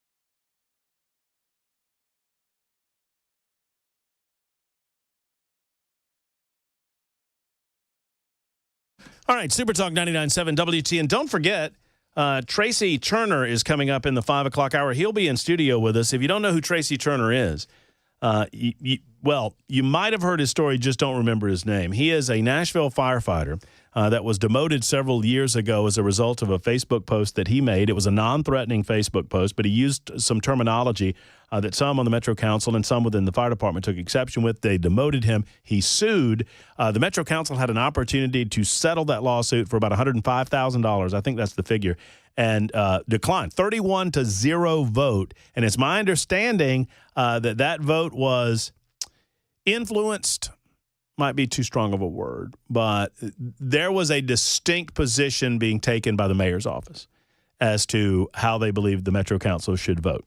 And obviously, if you've heard the news, a court decision was rendered that offered, I think, $1.8 million settlement to Tracy Turner. He'll be in the 5 o'clock hour. Right now, we have David Plazas with us. He is the editorial editor of the Tennessean, discussing a variety of topics, including, I'm curious, genuinely curious about your response to perceptions. You travel the state, you talk to people. How do you respond to the perception? Do you believe it's a perception or a reality that the Tennessean is further left than its readership? I understand that perception because for the longest time, the Tennessean endorsed Democratic candidates for president, from 1908 all the way to 2008. And that shifted in 2012 with Mitt Romney. We don't endorse for president anymore. So there was that building perception. Now, Democrats were a different type of political animal, shall we say, decades ago than they are today. Yeah. But I understand why there's that perception. And typically, because the Tennessean from the 60s on was very much focused on civil rights and pro-civil rights. We had that expose in the late 70s against the Ku Klux Klan. There was this belief that it was a leftist newspaper. One of the things that we've tried to do over the last few years with the work on civility and civil discourse, the stuff that gets me to travel across Nashville and across the state, is having different voices, being true to our First Amendment responsibilities, freedom of the press, essentially our responsibilities to offer and amplify underrepresented viewpoints, be they conservative viewpoints or views from a marginalized community, or also welcoming diverse viewpoints. We've been thrilled over the last few years to be able to have relationships with lawmakers who want to share their positions, and typically GOP lawmakers, obviously. You mentioned Gino Bolso has a piece today, right? Yes. So he wrote this week, published a piece related to his pro-life legislation that would allow civil penalties for mailed abortion pills. And so he explains why he has that position and why he wants to further this and why he believes that because Donald Trump won in Tennessee, a pro-life majority is wanting more pro-life type of legislation. Do you make an effort to seek those individuals out? I mean, obviously, Cameron Smith, who appears with us weekly on Super Talk 99.7 and the Matt Murphy Show. I mean, Cameron gets picked on. Everybody calls him Cameron Romney because they say he's not right enough. But, I mean, he's obviously right of center as it comes to a columnist at the Tennessee, and you have him on staff. But do you actively, as editorial editor, do you feel like it's part of your role, and I don't know the answer to this, but to seek out divergent voices to bring them in for commentary? Absolutely. I'm developing relationships with people across the community. Whether I was involved with interviewing the Equity Alliance a few years ago, Senator Charlene Oliver is now in the legislature, or talking to members of the legislature, be it Speaker Sexton, who I'll probably be seeing again soon at the Tennessee Press Association event next week.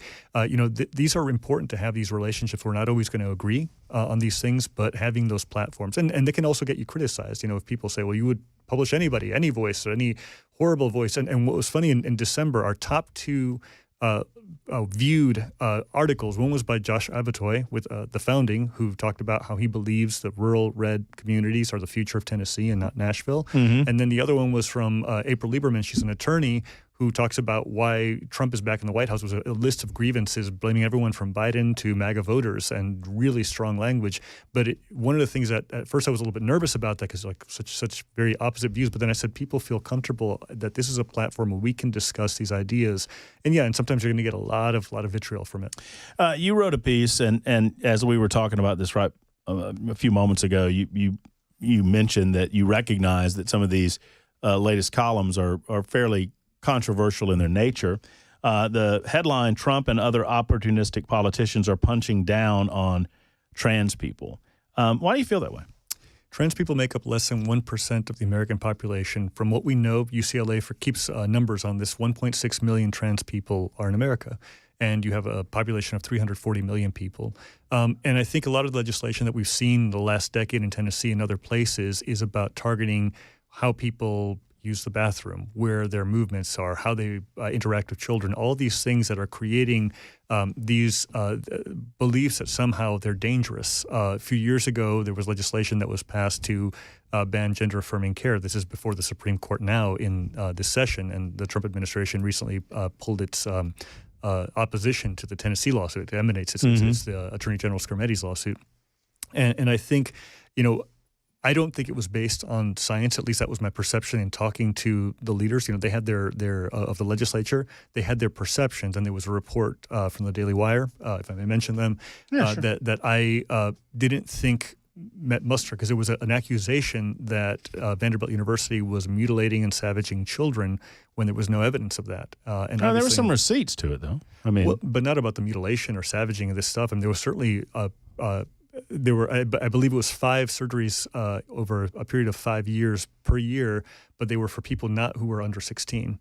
But if you take exception with the word mutilation, I would argue that the word gender affirming is also a tremendously politically loaded term. Sure, I mean, as in any word or any phrase when you get into politics. But there's no question that Vanderbilt was providing surgeries on minors. Sure, but not in the context of having a 9-year-old, for example, who was so-called mutilated. Right. That was. We have no evidence that happened. I mean, I think. Have you looked? Yeah. Has the Tennessee looked? Yes, we have. We actually went. And what do you run into HIPAA law? That and also Vanderbilt did report a couple of its cases, and I know the Attorney General right now is investigating whether or not there was any kind of fraud in terms of medical billing, and I interviewed the Attorney General on that very issue, and so I understand that there's a concern that something may have run afoul, but what if it wasn't? What if this is just all politics? So, for example, President Trump. Well, if it's all politics, Vanderbilt certainly they closed up shop and folded their tent pretty quickly, didn't they?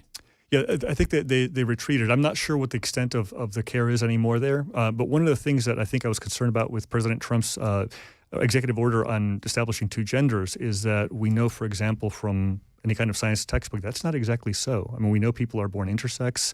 We know that typically, societally, we have male and female, but it's a lot more complicated than that. We even had one Jewish rabbi talk about Judaism from his interpretation recognizes 8 types of genders. We have, and so this is one thing I know it can boggle the mind at but times. I mean, how many are there though, David?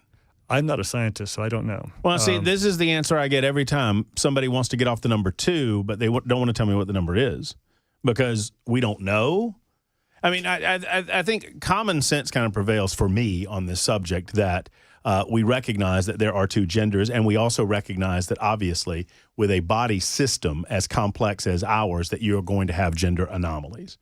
And sure. and by definition, those that are transgendered are telling me that a mistake was made at the time that they were born. That is their definition, not mine. Mm-hmm. I'm not calling them a mistake. They're saying that they should not have been born with a certain set of genitalia. Sure. They should have been born with different genitalia. I do not believe that any that's what gender dysphoria is. Well, and I understand that, but I do not believe that any society can possibly be expected to set itself up where the vast norms are male-female, and you expect to protect some females in certain circumstances. How do you then set yourself up for a number of genders that no one can define for me? No, I understand that, but I think back to the NCAA president, Charlie Baker, talking to the Senate in December, and he was asked how many trans athletes are there, trans women athletes. He said 10 out of 530,000 or so. So we're basically making policy laws. Isn't one male athlete taking away the accomplishments of female athletes in female sports one too many? Well, again, this is related to someone who is transgender or transgender woman. And I realize we have different opinions about this. Sure. People will use terms, whether it's biological male or biological female. My understanding, at least in conversations with people who are trans, trying to understand science, and again, I'm not an expert in this field, but I think part of it is just a basic sense of empathy to say that sometimes people are different than they are. And yes, it's important to have these conversations and have legitimate conversations on what is the real reason we are restricting people from doing one activity or another. Why is it necessary, for example, to have a new bathroom bill every single year, when you don't have evidence that you have folks who are creeping on other people. I mean, what is the real reason behind that? I mean, we've seen examples, certainly nationwide. I don't know that I could cite one specifically in the state of Tennessee. I guess an argument could be made whether 4 or 8 or 16 examples are going to constitute a widespread platform. But I just don't know that it is in the spirit of civility that if we have a legitimate disagreement on an issue as complex as this, that we would label my position bullying because it is not the position of someone else's. Well, I think when you're in a position of power, like the president is, it is bullying because you basically are going after someone who doesn't have power.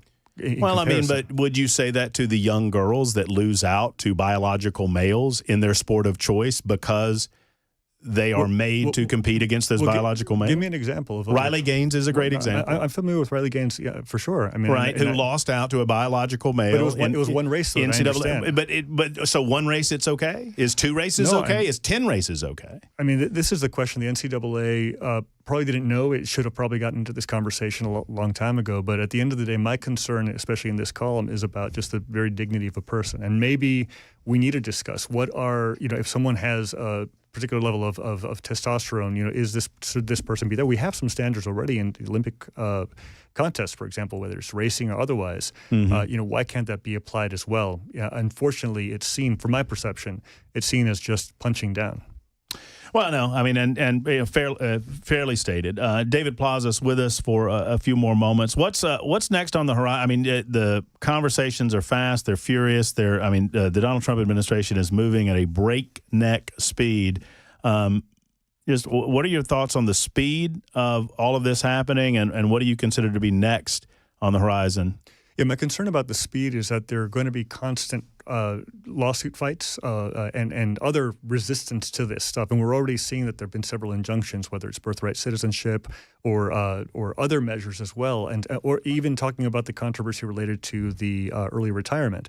To the buyouts, sure. I should say. So right now there's a lot of confusion. What exactly is going on? And that's my concern. Like there's not enough time for people to understand what's happening and to get a good explanation of that, because sometimes the president will say what's on his mind at that very moment, and it may be different the next day. That is just, it could be tactical. It could be something that's just he's become distracted about something. But at the very end, I think, people who feel addled, what I like to tell them is like, take a deep breath, look back, try to understand what actually has happened.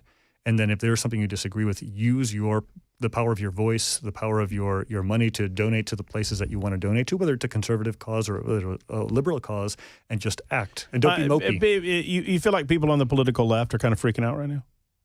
Well, sure. I mean, I think that's sure. a natural reaction. They're freaking out to a degree, but I also think that in some cases Trump is, he is uniting his opposition, at this moment, whether or not they're able to do anything because the Republicans have a majority in Congress. I thought Scott Jennings, who is a conservative commentator on CNN, made an excellent point. I'm curious your thoughts on it. He said that, Trump has figured out that, whatever position he takes on an issue, the opposition is going to, in some ways, in a knee-jerk fashion, take an opposite position.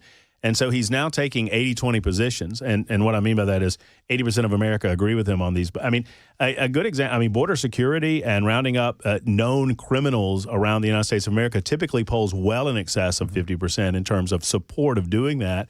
And I understand that it's a little more complex. You want to distinguish between those who have committed no other crimes other than, coming into the country against the country's immigration laws. But at the same time, the people support, rounding up Trinidad or Aragua, I never can say it, or some of these other gangs. I think there's a danger in a knee-jerk fashion opposing everything that Trump does. Well, I absolutely agree. One should examine the policy. I think Cameron Smith wrote a great column related to the fact that, why are you mad about Trump enforcing immigration law that Congress could have acted, decades ago on fixing this particular issue. And right now, the perception right now is that ICE is going after, ordinary people, food truck workers, for example, in Memphis at the Taco and Gatas food truck. And so I think there's a lot of fear. Cameron wrote about how he was at Plaza Mariachi and he saw all of these cards both in English and Spanish, talking about what people can do to protect their own civil rights. And so there is this palpable fear, I think, out there in terms of what happens next. What's the next shoe to drop? I think one of the concerns I have, and again, this could be tactical, but the perception I think is very strong that Trump is trying. He said that he would act like a dictator just on day one. Remember that? Sure. And the birthright citizenship executive order, I think, is one of the worst he's done because he can't amend the Constitution. He does not have that authority. Well, of course he doesn't, but he recognized and said as much in the White House. And obviously Donald Trump was joking when he said, I'll just be a dictator just on day one. He said, just on day one, and then it's fine, because he was asked a question about the perception amongst the political left that he was going to be an authoritarian. But it's one thing to say that he doesn't agree with birthright citizenship. It's another thing to put the force of the presidency of Article 2 force. Well, right. And the judicial branch, being an equal branch of government, has the ability to oversee whether or not the executive order is a constitutional matter, and that's why it's in the courts. Remember, that's not a constitutional crisis. That's a constitutional remedy. Well, I don't know, because the Constitution lays out how the Constitution is to be amended, and the executive has nothing to do with that. Well, no, what they are doing is the executive branch is stating that their interpretation of birthright citizenship and the subordinate clause in the first sentence of the 14th Amendment would suggest that you have to be subject to the jurisdiction thereof.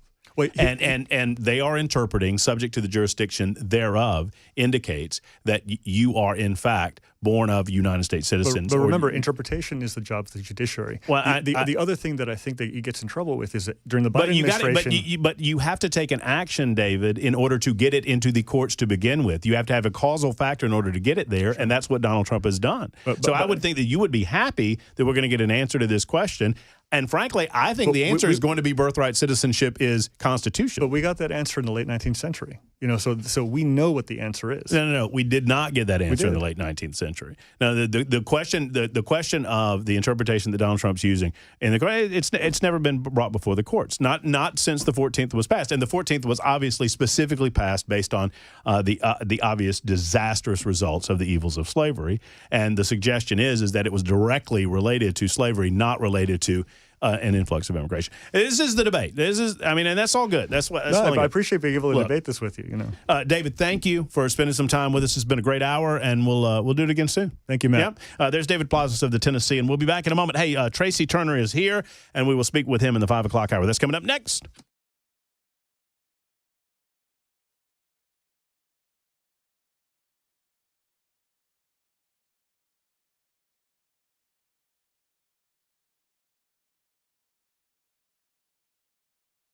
Hey, friends, it's Matt Murphy, and I know if you're watching on Talk TV, you're thinking, Murphy, you're doing a commercial about hair loss, and you're saying that you went to this company regarding hair loss. Well, yeah, I went to PAI Medical because, look, I got a big old lumpy head, right? And I don't need hair loss in my life. And so I went to PAI Medical. I said, guys, what are we doing? Now, this is when I had much shorter hair. And they said, Murph, we've noticed that you got a little thinning on the top of your head. Maybe you could utilize the laser and PRP treatment for men and for women, by the way. And it's a 45-minute FDA-approved treatment. I did this. I had several sessions of it, and now I have no fear of hair loss because I'm growing it back, and it is looking fine. WeGrowHair.com. Anywhere that you are on your hair loss journey, they can help you. They have the ARTIS robotic FUE procedure, the multi-unit hair grafting procedure as well, backed by the only company that I trust to help thinning hair, and that is We Grow Hair. Call 615-376-6010, 376-6010 for our friends at PAI Medical and We Grow Hair.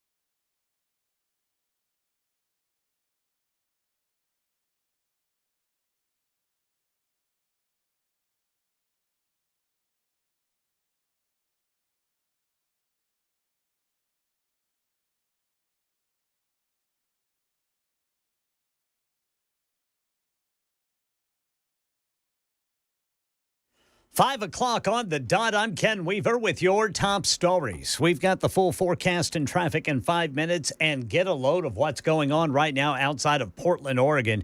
You've got more than 100 cars, trucks, and vans piled up on I-84 near Portland due to a nasty winter storm. You've got whiteout conditions. First responders are having to go car by car to check to see if anyone is injured. Right now, no number of injured at this time. A federal judge appointed by President Biden has paused another President Trump executive order. It's the one that strips federal funding from gender-affirming care for anyone under 19 years old. Judge Brendan Herson of the U.S. District Court in Maryland is skeptical that the executive order is not a nationwide ban on care. This stands for 14 days while both sides argue. Meanwhile, in the Oval Office, President Trump hosting Prime Minister of India. He says India is going to be buying a whole bunch of U.S. oil and gas. We have great unity. We have great friendship, he and I and our countries. And I think it's only going to get closer. But it's very important that we remain united as countries. Now, prior to this, Trump signed an executive order identifying where to impose reciprocal tariffs. India traditionally is the highest, just about the highest tariff country. They charge more tariffs than any other country. And, I mean, we'll be talking about that. But, again, whatever they charge us, we're charging them. If you build here, you have no tariffs whatsoever. And I think that's what's going to happen. I think our country is going to be flooded with jobs. What about Canada? Why would we pay $200 billion a year in subsidies to Canada when they're not a state? You do that for a state, but you don't do that for somebody else's country. So I think Canada is going to be a very serious contender to be our 51st state. Tennessee 2nd District Congressman Tim Burchett telling WTN's Chad Benson show today he's skeptical of what the FBI claims are newly found 14,000 files on the JFK assassination that they claim had been misplaced. It's either they want to come clean or they're putting a bunch of fake information out to lead us down another rabbit hole. Burchett will serve on the task force on declassification of federal secrets, which will get files on MLK and the RFK assassinations, also UFOs. Right now in East Tennessee, a jury in Sullivan County recommending life in prison for Megan Boswell, who was found guilty of first-degree murder and 18 other charges in the suffocation death of her 15-month-old baby Evelyn in 2019. Boswell could have been sent to prison without parole, but when leniency was brought up, prosecutors did not protest. Boswell will be eligible for parole after serving 51 years. That's the latest news. Traffic and weather next. I'm Ken Weaver, WTN News.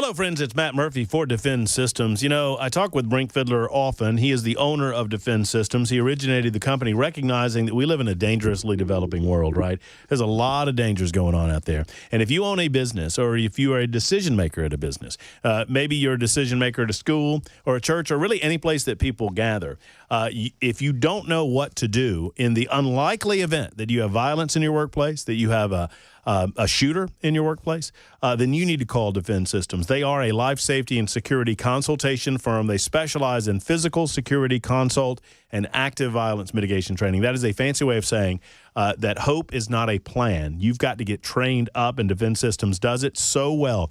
I experienced this training when I first came to Nashville with Cumulus Nashville. They utilized the training, and I told Brink, I said, I got to talk to you about you on the radio because people need to know about what you do, and I've been doing that ever since.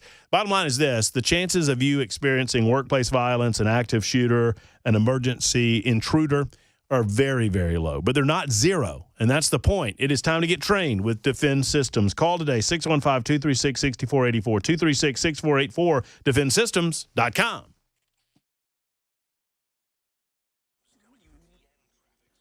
South Nashville got a crash blocking the Gore. This is going to be 440 eastbound right there at 24. Also 24 eastbound on-ramp from Murfreesboro Pike. That is partially blocked by a crash. In Madison, got a stalled vehicle blocking the right lane, 65 northbound after Briley Parkway. And in Berry Hill, 65 southbound before Armory Drive, police reporting a crash there. And looks like police reporting a crash Briley Parkway southbound at Two Rivers Parkway, exit 10. Traffic every 10 minutes every morning on Super Talk at 99.7 WTN.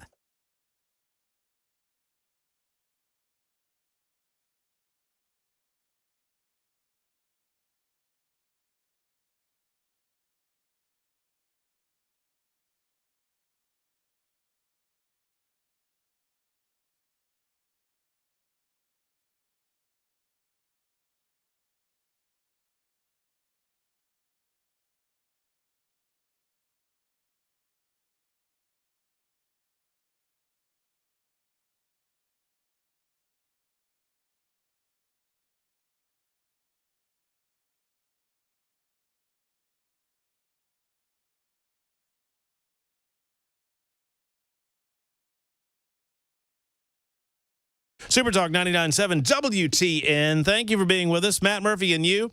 A couple of great in-studio interviews. We've already done one, and we're about to do another one. Thank you to David Plazas. I hope you enjoyed that. Obviously, David thinks differently than I do, probably thinks a little bit differently than you do, but I think it's important to hear some of those voices on occasion. And let me just be honest with you, it's impossible to yell at David that much. I mean, I got a little sideways with him on his transgender article, got a little sideways with him on his Doge article, but David is who he is, and you know, for what it's worth, I think it's good to hear from him. I'm excited to hear from this next guest. So we probably all saw the story together, and I'm certain that you've heard the basics of the story by now. I'm not going to bore you with it. Why would I when I have the man that lived through it sitting in my studio with me? He is Tracy Turner. He is currently on the Nashville Fire Department, has been with the Nashville Fire Department for a good amount of time. I'm going to let him tell you how long, and he joins us in studio to tell us his journey in the legal system in the state of Tennessee and in the city of Nashville and Davidson County. Tracy, thanks for stopping by, man. Thank you, Matt, for having me. Well, it's a pleasure to meet you and to get to know you. And first and foremost, thank you. I try to do this every time I meet a first responder. I mean, thank you guys for what you do. Y'all are the backbone of society. Without y'all, you know, just thank you for everything that y'all do at the fire department. I appreciate that. How long you been with them? This will be 30 years. This year, I got a few more months before I got 30. Have you always been in Tennessee? Yes, sir. So what led you into firefighting? Well, to be honest, my cousin had gotten on a few years before me. Yeah. And he told me all about it. It sounded great, and it's exactly fits me perfect. I enjoy it. I enjoy it with everything in me. Have you I'm just a naturally curious person, so I'm gonna just randomly ask you questions about being a firefighter because I'm just enamored with it. But you know, I guess on the best of day you get pretty bored, and on the worst day you're worried that you might not make it out of a burning building. I mean, you know what I mean?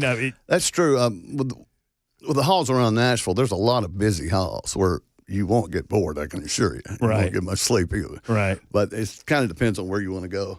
I just happen to be more drawn toward the busier halls. And in 30 years or so, what are you a captain? I am captain. Yes. How long have you been a captain? About 10 years now. How's that been? Do you enjoy it? Oh yes, I do. I enjoy it. How many people are on the fire? How many employees of the fire department? I believe roughly? there's around 1,200. Oh wow! Now maybe you're wrong, but it's pretty close. Well, okay, sure. And so, as a captain, what does that look like? How many men do you have, or men and women do you have underneath you? Well, most companies, each piece of equipment, engines, trucks, rescues, they have usually 4 to 5, but you're usually running with 3. Just because you're understaffed? Well, yes, sir. I would say so. Okay. And I should know. You and I talked about it a minute ago that you're just here as Tracy.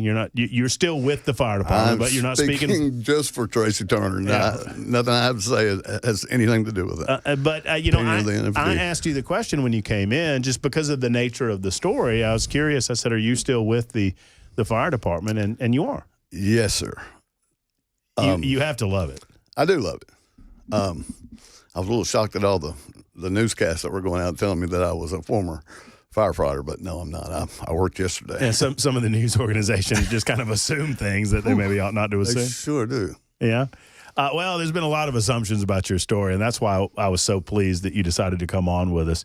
I guess let's start. I mean, you're working your butt off as a captain of the Nashville Fire Department.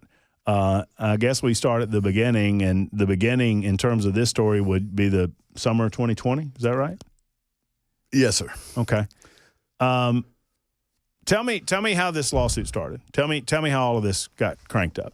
Well, to tell you the truth, man, I'm kind of still a little baffled about it myself. I didn't really understand what was happening, but I had been told from a PIO of the fire department that I had made some racist comments. I was baffled, but actually the day it started was I got a call from a commander. It said, "Tracy, take the 2 posts down that had the fist on it." And it was a copied and paste post I'd gotten. And it was a guy that was comparing Karl Marx and CCP to the people that founded BLM. Right. And they were Marxists, and they were talking about the comparison. I didn't really understand. He told me to take it down, so he's commander, so I was going to. But I asked him, probably shouldn't have, but I asked him, I said, what exactly was wrong with that post? Because I didn't get it. You're just confused. It was just an information thing. And I thought I was just putting it out with friends. I had no idea I was being, trolled or whatever. But, judged, maybe? Yeah. A little bit? Yeah. And so I took it down. That afternoon, I got a call from my assistant chief, and he said, "You need to be in the go room in the morning." And that's where I went for my discipline, I guess you could say, or the beginning of it anyway. So you were, quote unquote, disciplined based on posts that you had made on your private Facebook page? Well, that was one of the issues. They said I didn't put it on private, and I'm not the most computers savvy guy, but I didn't even have any idea how to put it on private. But that was one of the things they said later on was a problem. So you showed me one of the posts, and I just want to read this so people understand what we're talking about, right? But before I talk about the post, I just want to kind of table set what was going on in the city. I wasn't here in the summer of 2020, so help me understand. I was in Birmingham, Alabama, but all across the country, in the aftermath of the death of George Floyd, there was a lot of unrest in the cities. A lot of people, in my opinion, taking advantage of that very volatile situation. It became a tinderbox. Yes, sir. How delicate was that tinderbox in Nashville in your experience? It was, I guess it was all over the country like that. The defund the police, and there was riots everywhere, and everybody kind of had their own opinions. Fortunately, yeah, sure. In the fire department, you're not allowed to voice your opinion, voice them too much. Right? But yeah, it was you had people on both sides of it, and it was a pretty volatile time. Did help me understand what happened on the streets? Did things get burned? Well, it's a funny story. Mayor Cooper led a group of peaceful protesters. They would BLM at first to the courthouse, and well, then, moments after he left, they they commenced to trying to burn down the courthouse, which they called in a bunch of firefighters to stop that. Luckily it was, but there was rioting, breaking of windows and all that stuff at our courthouse. I mean, and as someone who has lived their life in their career trying to protect property, trying to stop this type of thing, I mean, I would imagine that just as a man, it's frustrating to watch this go on in the city that you love. Especially for a firefighter, but just a regular citizen, it was a little concerning. Right. And so you kind of took care of your business and then kind of went to Facebook and expressed a little.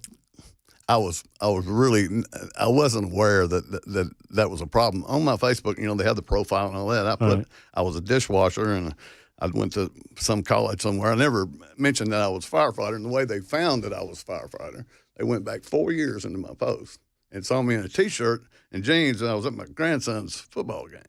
Wait a minute. Hold on. Tracy, you don't even identify yourself as a firefighter on your Facebook page? Not at all. I never mentioned it. Okay, go ahead. I forgot. I left the fire hall one night because he had a game up in Wilson County. So I left the hall, threw on some jeans, still had my fire shirt on. Well, you can't even read the shirt, but they said, whoever this was that was trolling me, said that this was a photo of me as a firefighter. They had to go back 4 years in 2020. So they're looking for a reason to be mad. Right. So on your page, and you show me this, do you think the one that you showed me, you think this is the one that got him upset? Well, I think I have no idea, but I would imagine it was shortly after this one was posted I started hearing. This was one of the 5 they put down on the table when I walked into the disciplinary thing. Okay, so they tell you that you've got to be disciplined because of Facebook posts. Well, you have 3 steps when you're being punished at the fire. I'd never been in trouble before, ever. Right. And when I went in, they had a PIO there. When I went in, my commander, who I knew, I'd worked with him before he had gone up the ranks. We'd worked in East Nashville together. Good friends, thought a lot of him. Mm-hmm. Well, when I walked in, he said, "Tracy, you know what you're here for, don't you?" I said, "Chief, to tell you the truth, I really don't." He goes, "It's about the post." So he said, "Have a seat." So I sat down, and I had my union representative with me, who's president of the union, actually, and my assistant chief was there. And there's a PIO there. Now, he's not in my chain of command. Right. So he's not supposed to be in there. But he ran the whole meeting, and he just right off the bat started telling me I had all these racial overtones in my post, and I was a racist, and he went on, and I took it for a little while, and finally I said, "Hold up, I'm not sure what I said. I might have had a BS in there or something," but I said, "Hold up just a second." I looked at Jerry and said, "Jerry," "Jerry, have you ever seen me anywhere treat anybody differently, whether it be a patient or," and he didn't say anything. He just stayed stone-faced, and that kind of bothered me. But so I knew this was You knew it was serious. Yeah. It was a serious deal. They were gunning for you. Yeah. So I want to read. And so you were, the insinuation or the statement was that your posts were at least racial in nature, if not racist. Well, one of them he said was I was imposing my religion on people. There's one about I said we probably do better listening to Jesus and when these newscasters. I said people probably get along a little better, and he implied that I was imposing my religion on people. When you said something about Jesus? Yeah. On your personal Facebook page? Yes. So the one that we think is the culprit, the biggest culprit, reads as follows. It's not that the Antifa and BLM thugs are so strong that they're able to take over part of a city. It's that the Democrat mayors are so weak as to let it happen. Shameful. I was referring to Portland and Seattle and that area. Well, but I mean, I honestly, Tracy, do not understand what they're talking about. Did you? Either. No, sir, I don't. Never have. I'm going to read it one more time, and then we've got a short time out to take, and we'll come back and continue speaking with Tracy Turner. The post in question, the one that we think was the probably the most egregious. Not a good way of putting it, or who knows? But you've gone to trial and you couldn't figure it out. It's been 5 years, and I still don't know what post it was that drew the foul. So it's not that the Antifa and BLM thugs are so strong that they're able to take over part of a city. It's that the Democrat mayors are so weak. And you said mayors, and there's mayors are so weak as to let it happen. Shameful. For that, you were demoted. Is that right? At least in part. Yeah, those 3 or 4 there I was demoted for. And obviously you took a little exception to that. Yes, I did. All right, let's pause there, and we'll be back in just a moment. It's 21 after the hour. Tracy Turner is our guest. He's currently a captain with the Nashville Fire Department, and we're telling his incredible story and get to the back end of it in just a moment on Super Talk.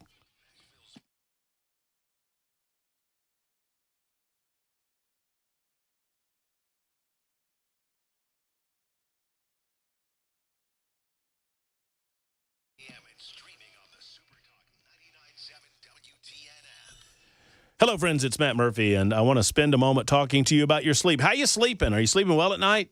Do you not sleep well at night? Maybe it is sleep apnea. Have you thought about this? The possibility exists that you need a test, a sleep test, and Dr. Poss and Dr. Brian McLaughlin can assist you in finding the right person to administer that. And when you figure it out, if you have mild to moderate sleep apnea, did you know that there is a device? You don't have to worry about CPAP machines anymore. There is a device that is approved by the FDA that I use that is a mouthpiece. You know, I would compare it to a retainer. It's somewhere between a retainer and a mouth guard for football. You don't notice it after a night or two. You put it in, you sleep better. It gently holds your jaw forward. You breathe better. Your airway stays open, and you sleep throughout the course of the night, and you don't snore. That helps your partner out as well. Dr. Brian McLaughlin and Dr. Stephen Poss are owners of the Sleep Apnea and TMJ Solution Center. I encourage you to go to either location in Murfreesboro or in Brentwood and find out what they can do for you. They're in network with most insurance in the state of Tennessee. You need to give them a call today. Start your journey by going to drposs.com. That's drposs.com for Dr. Poss and the Sleep Apnea and TMJ Solution Center.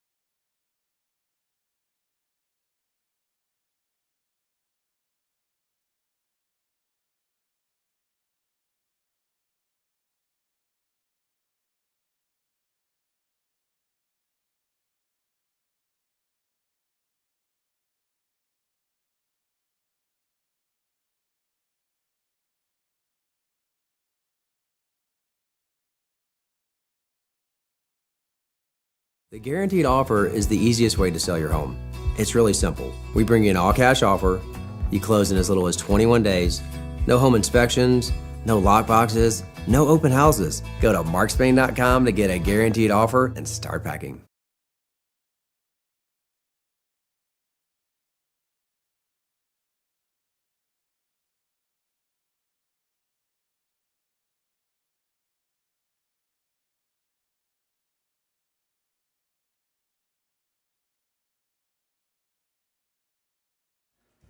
14 states led by New Mexico suing Doge and asking the court to bar it from taking any actions. We'll tell you about it at 5:30 on Super Talk 99.7 WTN. We're talking to Nashville firefighter Tracy Turner. He is a captain with the Nashville Fire Department. Not speaking on behalf of the fire department, obviously, but talking about his personal case in which he was accused of posting inappropriate posts on his Facebook page. And I guess, as you said, Tracy, a minute ago, they were accusing you of some level of racial comment and these types of things. And so you're sitting there in the room. I would imagine, I don't want to suppose, but I would be flabbergasted, just confused more than anything. I was. And it after this PIO got through telling me what a huge racist I am, the meeting ended, and so they put me on paid leave for, I think it was about 7 days, and I came to another panel. And now the this PIO I'm referring to wasn't in this meeting, but I had three chiefs in front of me. And I had the president, Mark Young, he was president of the union at the time. He was defending me, trying his best to anyway. And they had a chief of EMS and my district chief and another commander. And they all three had three different rulings after they went through all the posts and everything. The EMS chief, female, said that I should be fired because I wrote down my mask joke, which you can see in there, was I'd made a joke with a friend of mine and put it on that I was, and it wasn't not the greatest of humor, but I just said that I was not wearing a mask. It was bad humor. But anyway, it was a joke. And she said because I wrote it down, I should be fired. And then my district chief. Well, said, you forwarded a joke about the masking requirements in the city. Yes. And I don't. It was about the mandate. I didn't really agree with it. Is it the homeless population one? Well, no, that was one of them. But there's one. Not one of my more prouder moments. I had a pair of Hanes underwear on my face, and I said I forgot my mask, and. It meant to be just a joke amongst friends. We were in the middle of a stupid pandemic. No, that's all good. Look at that, but that's humor on your private. I mean, that's the whole point. Is that you're? It's obviously an attempted humor on a private page, but they were telling you that you needed to be fired as a result. Well, due to the fact that it was public and that it could be picked up and spread around, and like I said, it was bad humor. I don't know when anybody want to spread it around for. So these three chiefs, they sat in judgment of you, and they what did they ultimately decide? There was one chief that was my district chief who I admire, stand-up guy, and made a call that probably wasn't popular for him, but he said he looked at Article 7. He said, I don't find anything wrong here. The next chief, who was a good friend of mine at one time, he said, I think we should give him 6 months demotion and 2 years. Or you can't bid. You can't. They send you to whatever hall. It's usually not a desirable hall. Uh-huh. But that was shocking. And they had read it one of my posts, and some guy who I know who he is, but I don't know him personally. He'd put something to the effect. I think I'd said, why is BLM so upset about this particular guy getting killed when they got like 60 people getting killed in Chicago every weekend? Mm-hmm. I said, why aren't they standing up on the? I said, I could get behind that, that protest. But some guy who that was on there, he said something a little bit racist, like, well, why don't you just let them kill each other? Well, I came back and I said, hey, this is not what that's about. I'm not. This is not about race or anything else. I said, I'm talking about BLM not supporting the people they're supposedly supposed to be. Right. And so you got faulted for some other dude's comment on your page? Well, I'm glad that I did respond to it. I mean, you don't know who's going to respond on your page. Right. But the HR person said after they looked at it, I guess they looked at all the things, and after the one chief said, I don't really see anything here, I think they said they were going to take race off the table, and the union president says, well, why are we here? Mm-hmm. And then she referred to me not putting my Facebook on private or something. And this is never is it a requirement on the part of the Nashville Fire Department to privatize your Facebook page? I think it is in their policy, but I was under the assumption that if I was a fireman for the Nashville Fire Department, I would do that. But you didn't do that. I never put that on my Facebook page. And they had to go back 4 years to find one photo of you. And they in a couldn't fire even read department. the name on it when you looked at the. All right, quick timeout, and we're going to get to the court case because this is the most fascinating part of this story is still to come with Tracy Turner. He's in studio with us. It is 5:30 on Super Talk.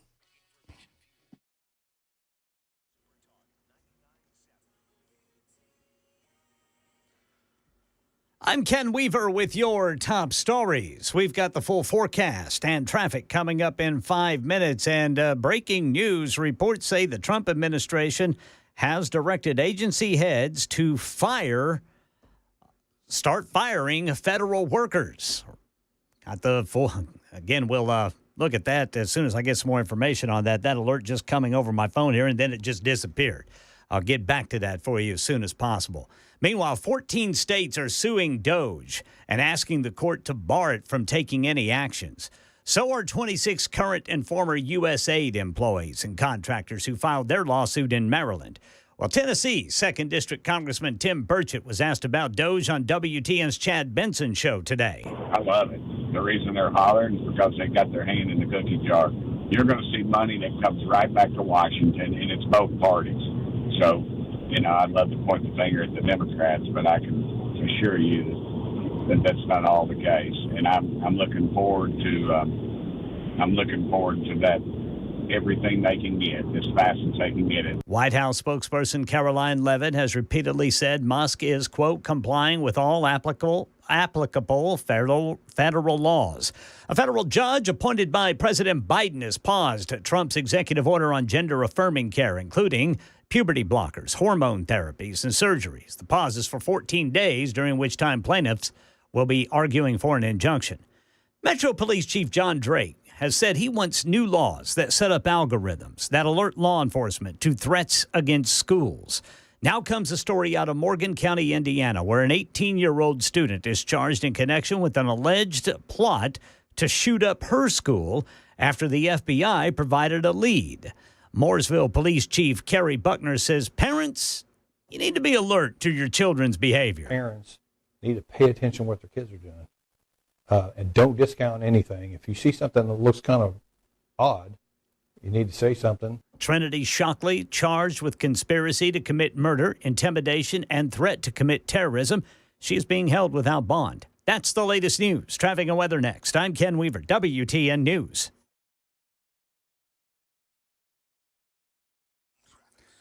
Opryland got a stalled vehicle blocking the left lane of Briley Parkway northbound after McGavick Pike. And here in South Nashville, we got a crash blocking the Gore over there 440 eastbound at I-24. And then 40 eastbound at Jefferson Street. Police reporting a crash. Traffic every 10 minutes every morning on Super Talk 99.7 WTN.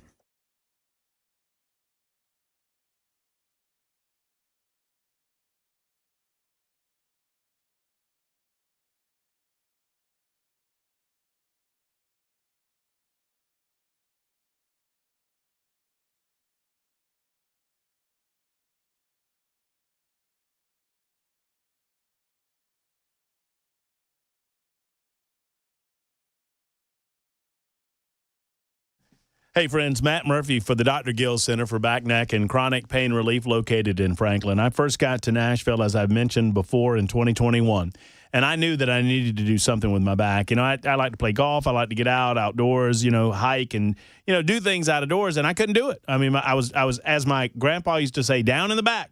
My lower back was just, it was bad. My upper back was hurting as well. I got with the Dr. Gill Center. We took some x-rays. We had an initial examination and a consultation, and man, oh man, the upper neck it's never bothered me again after my spinal decompression with the Dr. Gill Center. Lower back's a little more of a long-term project, but let me tell you this, I don't take pills every day. I don't obviously shoot needles in my back to block the pain, which was a distinct possibility at this point in my life without the Dr. Gill Center, and I don't consider surgery. Why? Because on most days, I am just fine. If you have back pain, neck pain, knee pain, hip pain, elbow pain, wherever it hurts, you need the Dr. Gill Center in your life. Call 615-882-4838, 4838 or go to callmepainfree.com. You can live a pain-free life. Thank you to the Dr. Gill Center for Back, Neck, and Chronic Pain Relief.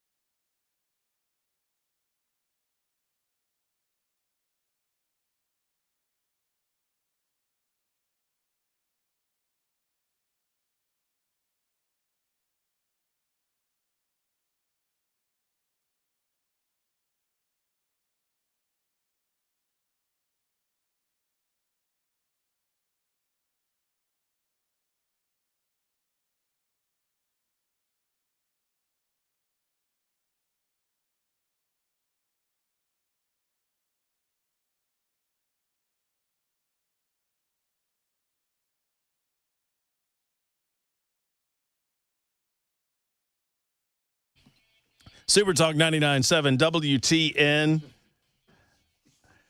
I like you, Tracy. I like Tracy Turner. Tracy Turner's in studio with us. He has just won a lawsuit protesting the fact that he was demoted based on Facebook page posts and social media posts in which he was posting, as his right as a free American, was not identifying himself as a member of the Nashville Fire Department, I should note. This might be my favorite thing that I've heard in a long time. Can I read that? I'm going to read one of these. I don't want to get you into trouble. But you know what? Already done. It's too late for that. Yeah. If you have been mistreated by someone of a different race, most of the time it's because one of you is a jerk, not your skin color. That is absolute. How is that not true? It's 100% true. And that got you into trouble. So, all right, so you're in trouble. They don't like some of the posts that you've made on your page. You haven't identified yourself as a firefighter, but they found out that you were. And then at what point did you learn what they were going to do to you? And tell me about that. Well, I was a little shocked right off the bat because they were already threatening that they were going to fire me. And I'm right at 25 years, and that's where you're, where everything you can retire, or it was a really bad timing for me. Luckily, pushed through that, but it was a pretty shocking period. I mean, for 4 or 5 years, it's been like that. I mean, it's we have a lot of people in the fire department, a lot of new people and new guys that are coming on, a lot of new black guys that I don't know. I know most of the older guys that knew that this was probably false, and they have been great. They supported me. I've had a lot of friends that are. But if a new young black firefighter comes on board and all of this is hanging over you, they're going to look at you and believe it. I've had to go we work overtime, and when we work overtime, we go to different halls. And I've had to go to historically black halls, which I enjoy. It's usually a great place. Mm-hmm. But you'll go in, and there's a lot of new guys, and I can tell that there's a uneasiness. And I've had to sit down and say, "Look, guys, we'll if you got any questions, I'll be glad to answer anything." We usually get it all worked out, but it's just something that shouldn't have happened. So they determined. Just help me understand. They went the route of demotion. Yes. And what was that? They were demoting you for? They were demoted to the lowest ranked firefighter, and that was another funny situation. After the panel, they sent me in. They told me, they said, look, they said, Tracy said, one of the higher ups said, turn around, look. He said, I'll put you in any hall you want to go to. It's 6 months to go by. Just keep your head down, and you won't even be a thing. He said, but if you come at us, I'm gonna make your life hell. And I said, I'll take that into account, Chief. At what point in all of this did Tracy Turner say, I'm just not gonna let this lie. I'm gonna do something about it? Well, I was in a little bit of shock after the first initial meeting, but then I got kind of mad, and I decided, they said the best thing for you to do is do an apology and get off Facebook. And I did an apology, and I said I was getting off Facebook. And that night, I thought, why am I getting off Facebook? I didn't feel like I'd done it. Can I read your apology? Yeah. I'm going to read Tracy Turner's apology. I would like to put out a public apology to anyone I may have offended. My post about protesters, looters, anarchists, arsonists, and murderers got unintentionally blended. I support peaceful protesters completely. My derogatory statements of groups who are destroying our major cities, I stand by what I said. I just think it's wrong. I love America and will always stand by it. There you go. I mean, you clarified yourself. Good for you. I was told by Chief that was a backhanded apology. That was not a good enough apology? That was the quote was a backhanded apology. Well, I think you made yourself clear. Peaceful protesters, y'all are A-OK. All the rest of you, I stand by. So at some point, you decided to file a lawsuit. Yes, sir. Talk to me about that. Well, I'd gotten a call, and somebody told me, and I speak highly of this gentleman, I really do. My attorney is Larry Crane. He's an excellent attorney. But I had a call from a lady that was in a lawsuit. She called me. She said, you need to get this guy. He's really good with constitutional law. And he goes, it sounds like you're in a situation there. So I called him, and he's been dynamite, start to finish. And at some point in the process, you're still working. Yes, sir. As a firefighter. At some point in the process, for those who don't know the story, you were willing to settle with the city. You're like, we can put all this behind us. Well, they did a summary thing, and I'm not a legal mind by any means, but the federal judge looked at it. He looked at both sides, and he said they were trying to get it thrown out. And he said, no. He said, there's something wrong here. And he said, y'all need to get together and settle this. And so this had been 4 years, and I was sick of it, the whole thing. So I was ready to go. And they finally came to us, and they made a couple of offers, and they offered us $105,000. Like I said, I was ready to end it. So I did, and then they took it to the Metro Council, and the Metro Council voted it down 31-0. So you agreed to a $105,000 settlement. Yes, sir. And obviously, a settlement like that has to be, like you just mentioned, approved by the council. Yes, sir. To your understanding, did the city attorney want them to approve it? Begged them to approve it. He said, we have a 13% chance of winning this. And he said 13? Yeah.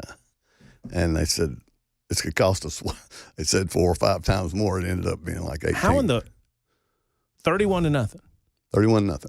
And there was also a little help from above that. The mayor's office sent out a letter to all the Metro Council saying, vote it down. That's the current mayor's office? Yes. Well, that turned out to be a big mistake. Apparently. Right? So you were willing to settle, willing to just move on with everybody's lives, $105,000. They said no, and because they said no, y'all went to court. Yes, sir. Tell everybody what happened in court. It was interesting. They had a few of the chiefs that I'd interacted with up, and they played the Benson Dixie video of Channel 17 over and over and over. They must have played it 7 or 8 times, and they threw out everything.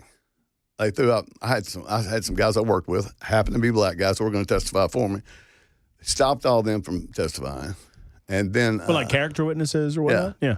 And it was weird. It was really strange because right there at the last second, they said, "Oh, well, it's not about race anymore." But they put this guy on that was telling me that I would leave black people in a house fire, and I promise you that would never happen, or would not help another black fireman in a fire. Well, this guy was repeating this all through their Wait, so on one hand, they're saying this is Right. not about Yeah, race. On the really other are. hand, they're throwing all this out on Yeah, the table. constantly.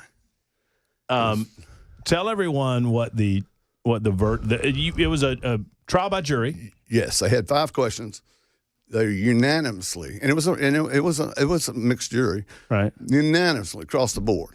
And if I remember correctly, the judge was more than fair to Metro. He about sustained every objection they had, just about, and they were objecting a lot.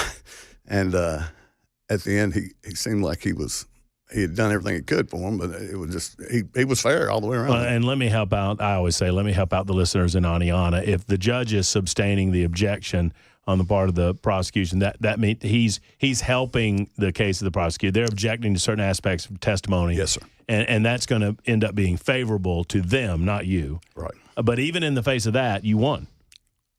Yes, sir. Unanimously. It was a pretty quick decision too. They weren't in the box very long. What was the award?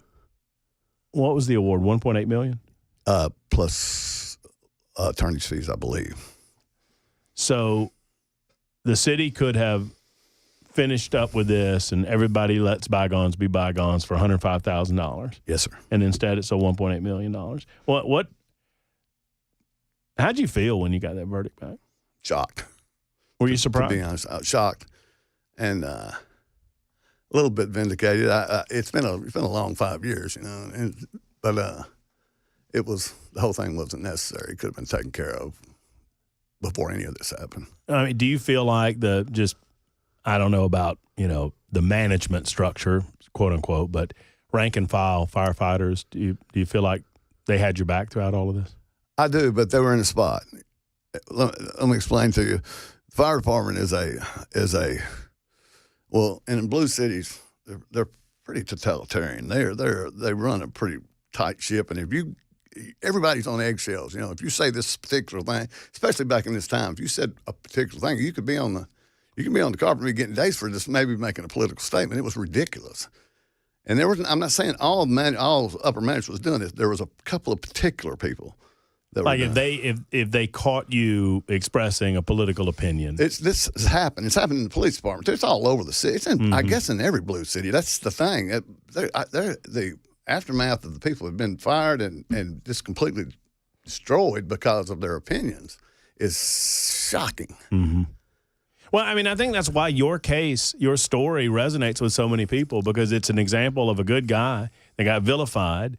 They got put through the ringer, coming out, maybe not better, but okay on the other side. At least there's some vindication here with a jury verdict in your favor, especially considering that you tried to hand them an out. You said, fine, it's fine. Let's just get it done with, and they didn't want to do it. And so, well, here you go. $1.8 million later. Let's go. It was a strange few years. Do you anticipate? I mean, what has you mentioned? Larry Crane is your attorney. Yes, sir. What's his advice to you? I mean, I guess the city has an opportunity. You mentioned 30-day opportunity to appeal it. Now I'm getting this from local news, so you can take that with a grain of salt because I know how they are. But at first they were saying no comment. Now they said they might try to get the amount adjusted or something like that's what I heard. But there again. Congratulations on your vindication. You are an American first and foremost, and I mean we bless you for the work that you do as a firefighter. But as an American, you have every right in the world to offer your opinion about the things that you see going on around you. And I just, I would like to believe that someone along the way that was responsible for this feels some sort of regret. Somehow I doubt it, but you know what? I would like to believe it. Yeah, I kind of doubt it too. Anything else we need to know about it? Other than the court case got a little interesting. There were a few things that popped up that were the PIO I'd referred to. Mm-hmm. He was on the stand and he's a real and he's a big graduate and he's real sharp. But anyway, he was being asked questions by his attorney, and he answered all the questions perfect. When it got to my attorney, he said, Mr. So-and-so, he said, He said, we're having a problem. None of these, we can't get any answers from the chiefs of where this actually began at. How did it start? And he asked him about the post.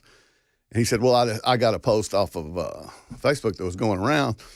And he said, oh, really? He said, and what part of Facebook did you get that from? And he didn't really understand. He said, did you get it off a group? And he said, yes, sir. It's Black People Moving Up, which is a great group, 47,000 people in there. Well, the problem was, he asked him, he said, who, when you got the post, he went straight to the HR directly 2 minutes after she posted it and sent it to HR, and that got the ball rolling.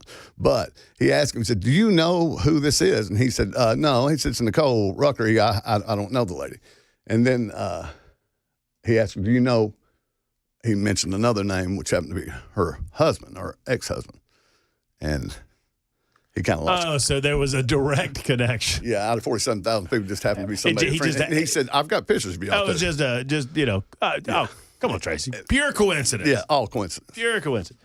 Congratulations. I'm so happy that you had this outcome. Let us know how we can ever help you again. And I love the fact that you're still after it with the Nashville Fire Department too. I love it. Man, I really enjoyed this. Thanks a lot. It's been really good. There is our man, Tracy Turner, vindicated by a jury of his peers in the city of Nashville. We love that story. We'll be back in just a moment to reflect on that. It's 51 after the hour on Super Talk. Yeah.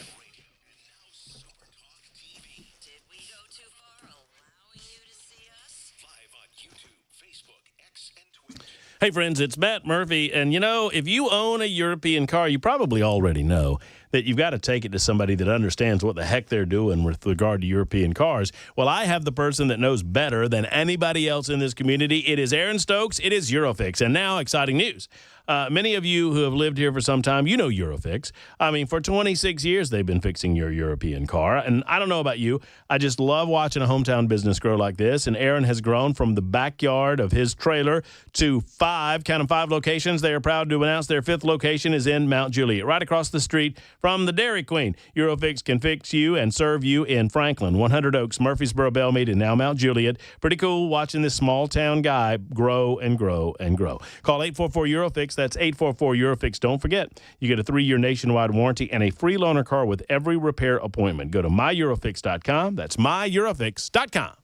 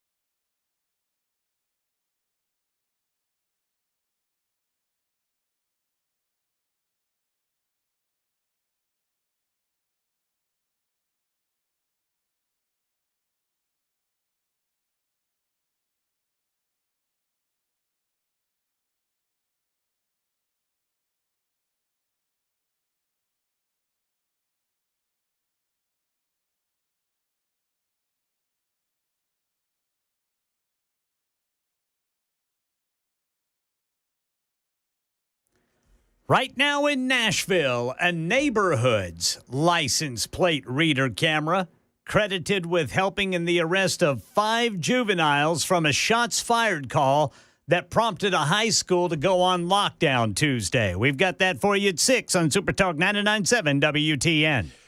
Thank you much, Ken Weaver. 57 after the hour. Back-to-back long-form interviews. We don't normally do those back-to-back, but 2 very compelling guests, David Plazas of the Tennessean and, of course, Tracy Turner of the Nashville Fire Department. He left me this collection of posts. I saw the one he was talking about, the religious post. He wrote, and once again, I should note, I mean, just to kind of recap, if you're just joining us, and by the way, thank you for joining us on the Matt Murphy Show. There's Ken Weaver back in the, and by the way, boys, nincompoops in the news, the nincompoops of the Metro Council. I think we can agree on that. I think we can all agree on that. 31-0, Metro Council. So I was aware that we were not doing nincompoops today, but Tracy Turner never identified himself as a Nashville Fire Department, a member of the fire department, on his Facebook page. They went back and found a picture of him in a shirt and said, well, you're identified. So, I mean, it's just you're looking for trouble, I suppose. But they also said that he was being unduly religious in his posts. Here's the post in question. I'm not an evangelist. Don't follow Scripture anywhere near how I should. But if we'd listened to Jesus a little more than the news media, our world would be a lot better. Loving one another would fix almost everything. It just seems harder to do nowadays than ever before. Boy. I don't see how they didn't just fire him right on the spot for that. I mean, come on. Hey, Tracy's back. That's toxic. Oh, he must have got lost. He went around the block. He did get lost. That's toxic masculinity. I mean, I tell you what, man, that's just awful. And the one he was referring to, he left me this package. The one he was referring to, where he had his underpants on his head. I think we can all identify. He said, lady asked me where my mask was today in a store. I told her I was rolling commando. Not only is Tracy a good guy, he's kind of funny. I kind of like him on Facebook. Rolling commando. He's rolling commando. He's got him on his head, kid. Got him on his head. All right, we got another hour to go on Super Talk 99.7 WTN. Would love to hear from you. 615-737-9986. 615-737 WWTN. It's the Matt Murphy Show on Super Talk 99.7 WTN.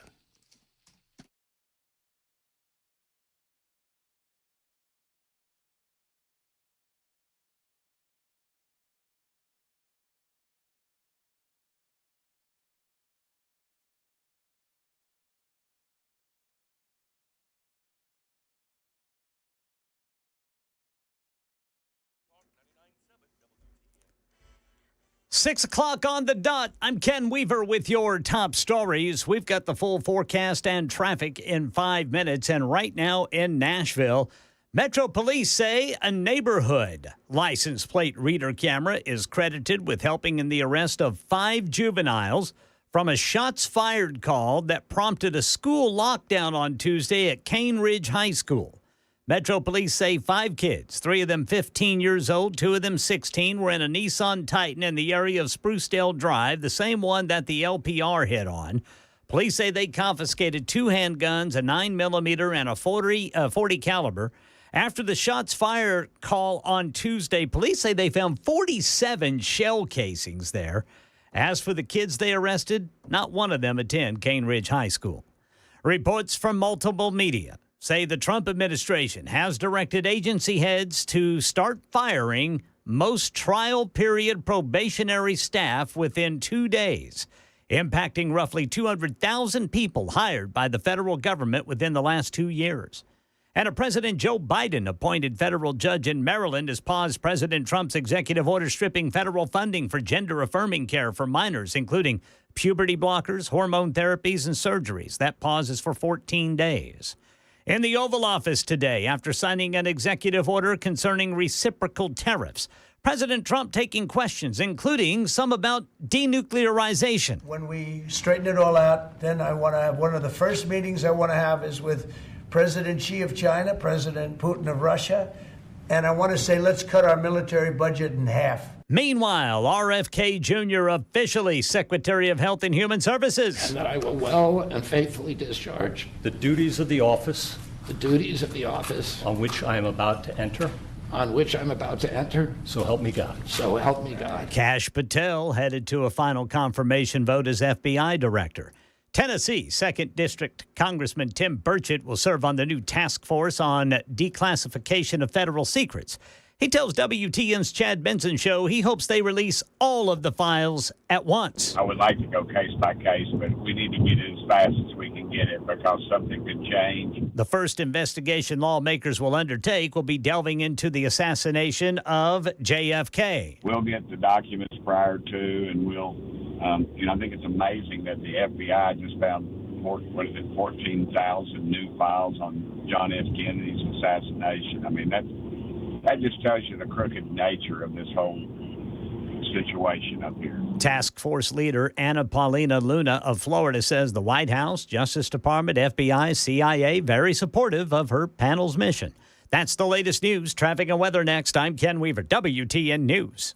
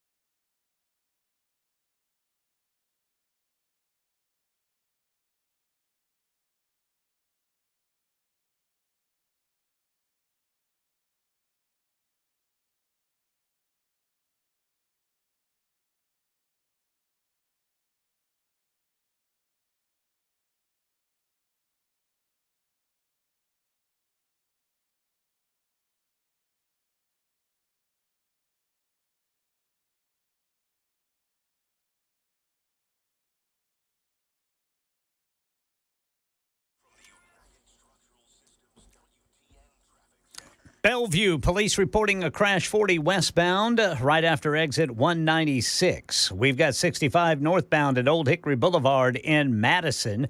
Then I-24 eastbound in Laverne. Pieces of furniture in the left lane.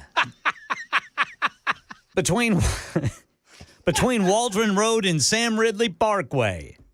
That's 24 eastbound there in Laverne. Traffic every 10 minutes every morning on Super Talk 99.7 WTN.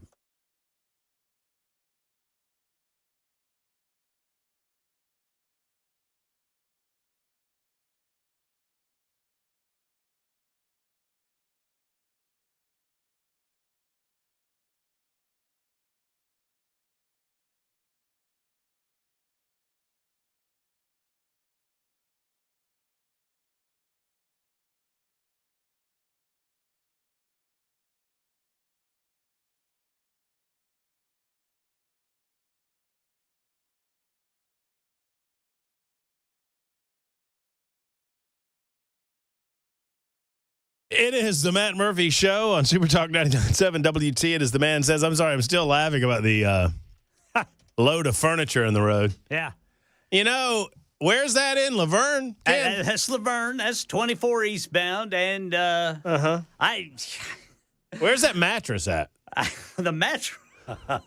The mattress was actually on 840 by New Nashville Highway earlier today. Okay, so that was Rutherford County, too. we had a super texter, and if I could find it in the sea of super text, I would give you credit. But we had a super text earlier say, yesterday I found a rake. Today I got myself a mattress. Well, now you just get over on 24, you get yourself some furniture, too. Slightly abused. And the whole home you can fill up there. You kind of did. I mean, if that's bedroom furniture, you got a set. Well, you got a set, and who knows? Somebody might, a microwave might slip off the truck here pretty soon. Appliance or two. Maybe a nice sofa, love seat, something like that. Ooh, that'd be nice. That would be nice. I see it every day, boys. I mean, there's just like regular pickups with just furniture, just piled up way over the cab. Then clamp it. And a couple of ropes holding it down. That'll hold. I know, I'll just drive slower. Oh, yeah, that's right.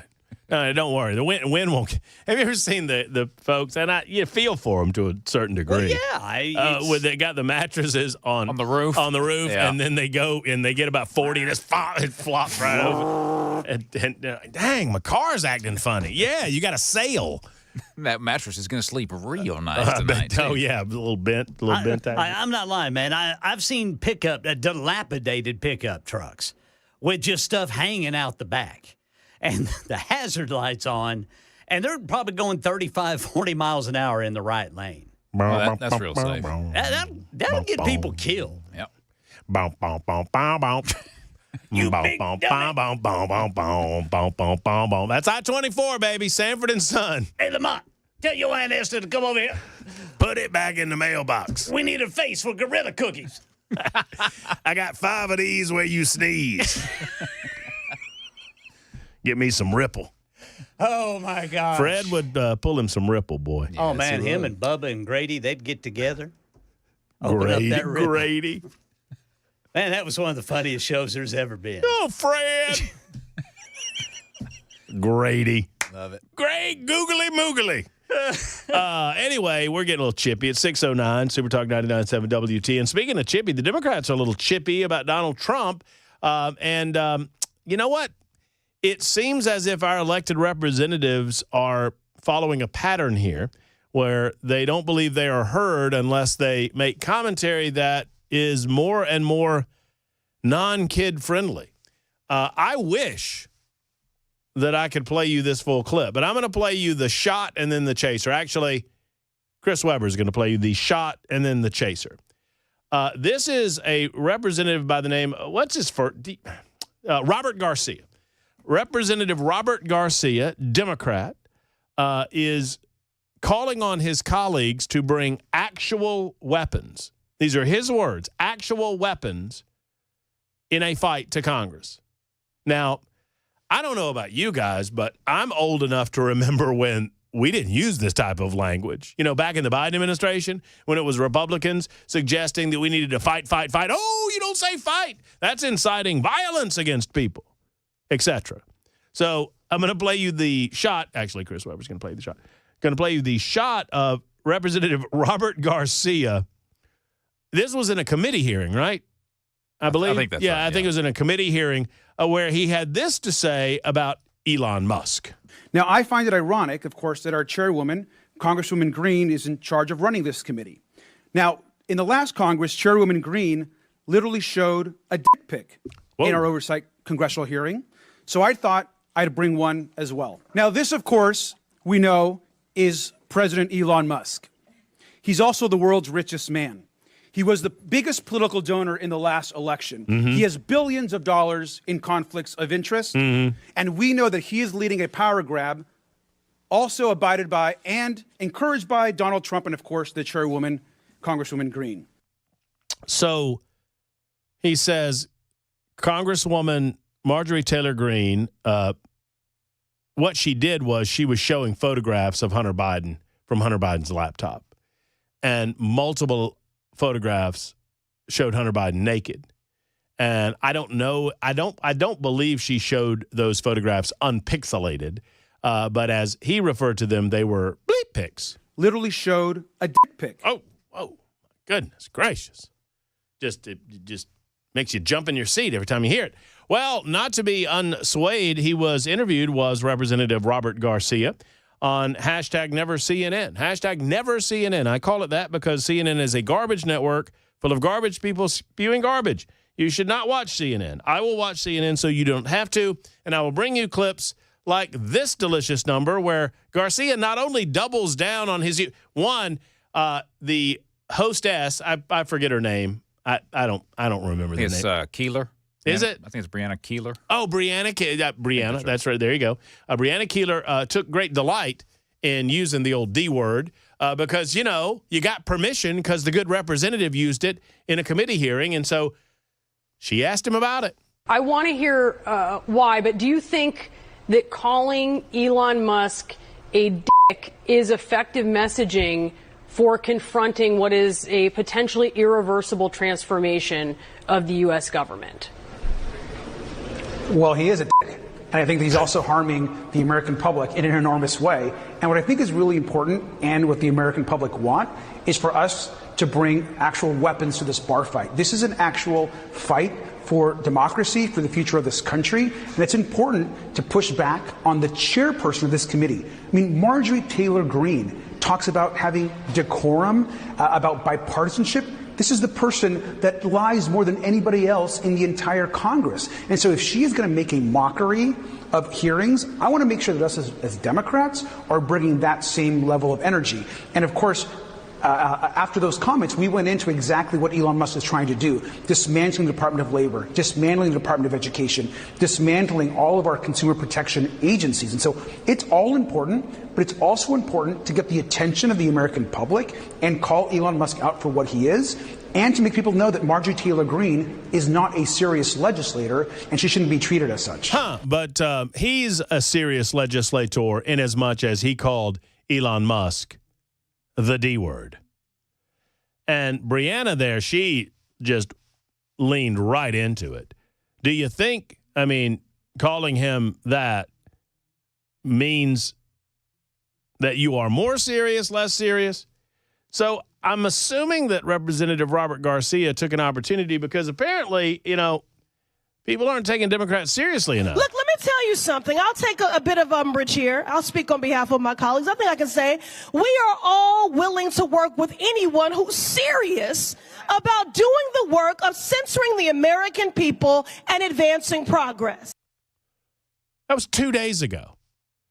That's Representative Ayanna Pressley, Democrat, Massachusetts, who proudly and loudly said, we need to censor the American people. She didn't even qualify. I'll speak on behalf of my colleagues. I think I can say we are all willing to work with anyone who's serious about doing the work of censoring the American people and advancing progress. Okay, so we want to censor the American people and, by extension, advance progress. Secondarily, because the Democrats are no longer in charge, apparently Marjorie Taylor Greene is an illegitimate chair, and Robert Garcia feels perfectly empowered and emboldened to bring, nasty language to the table as a result of what he called President Elon Musk.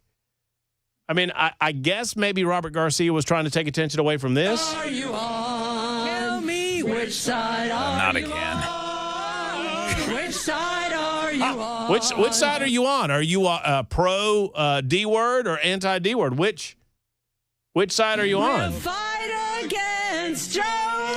Goodness. I can't do it. I shut it down. I thought I could do it. I can't do it. I'm done with it. Increasingly, the voices of Democrats have become more and more shrill. If they had any sense whatsoever, they would reflect on and recognize the failures that are solely their responsibility in the 2024 election cycle. The fact that initially they attempted to prop up and present a frail, doddering, dementia-addled old man, and they didn't suggest to us, they out and out told us for months, and their minions in the mainstream media parroted their telling that He's just fine. He's all good. Oh, he's lost a step or two, but, mentally he's as sharp as he ever has been. And we, the American people, thought to ourselves, we see that's not true. We see you lying to us. Then they subverted the democratic process and the manner in which they themselves put down in the rules how they were going to select their candidate, and they threw up this nonsense candidate, and they got increasingly more and more leading up to November irrational in terms of not only their behavior, but their policy positions. Donald Trump maintained a steady ship. And I know that's difficult for some of you that hate Donald Trump to hear. But because of that, and because they slowly but surely became more and more and more radical, Donald Trump now looks like the sane one in Washington, D.C. It wasn't long ago where everybody said that he was the crazy one. He was the clown show. What about now?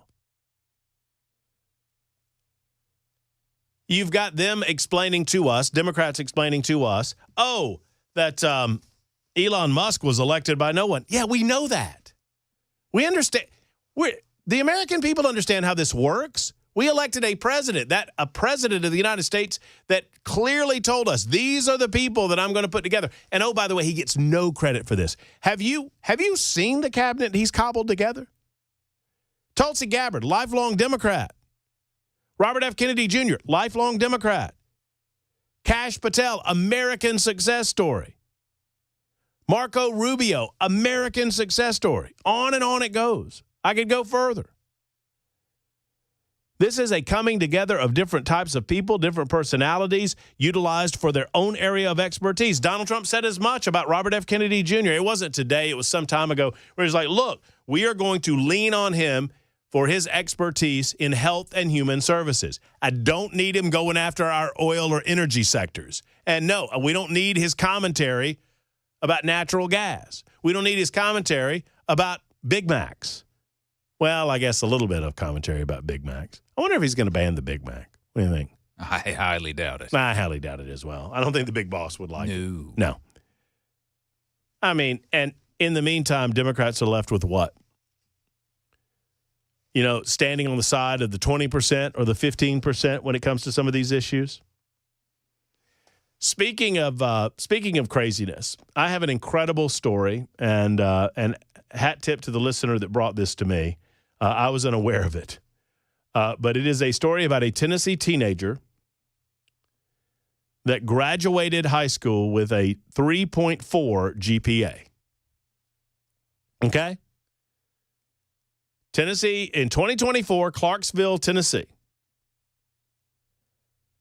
Young man by the name of William graduated from high school with a 3.4 GPA. He couldn't read. I don't mean that he couldn't read at a 12th grade level or an 8th grade level. He couldn't read.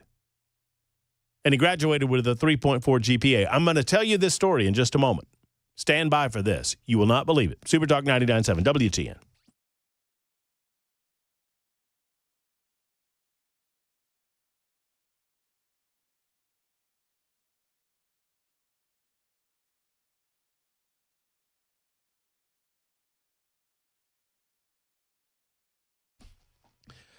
So, friends, at this point in the year, you're probably thinking that it's going to get cold again, and that's probably true. We're going to go through several more batches of cold weather before we get to the warmer weather, but before you know it will be here, and that means that the bugs in your yard, the bugs under your house, the bugs and the pests and the rodents, they're going to be having little bugs and little pests and little rodents. They're going to grow unless you stop them from growing. You do that with U.S. Pest. As a matter of fact, right now, if you switch over to U.S. Pest, you get your first service call for free. That is a $200 value at U.S. Pest. They do full-service pest control, termite protection, crawl space service, comprehensive and 100% money-back guaranteed.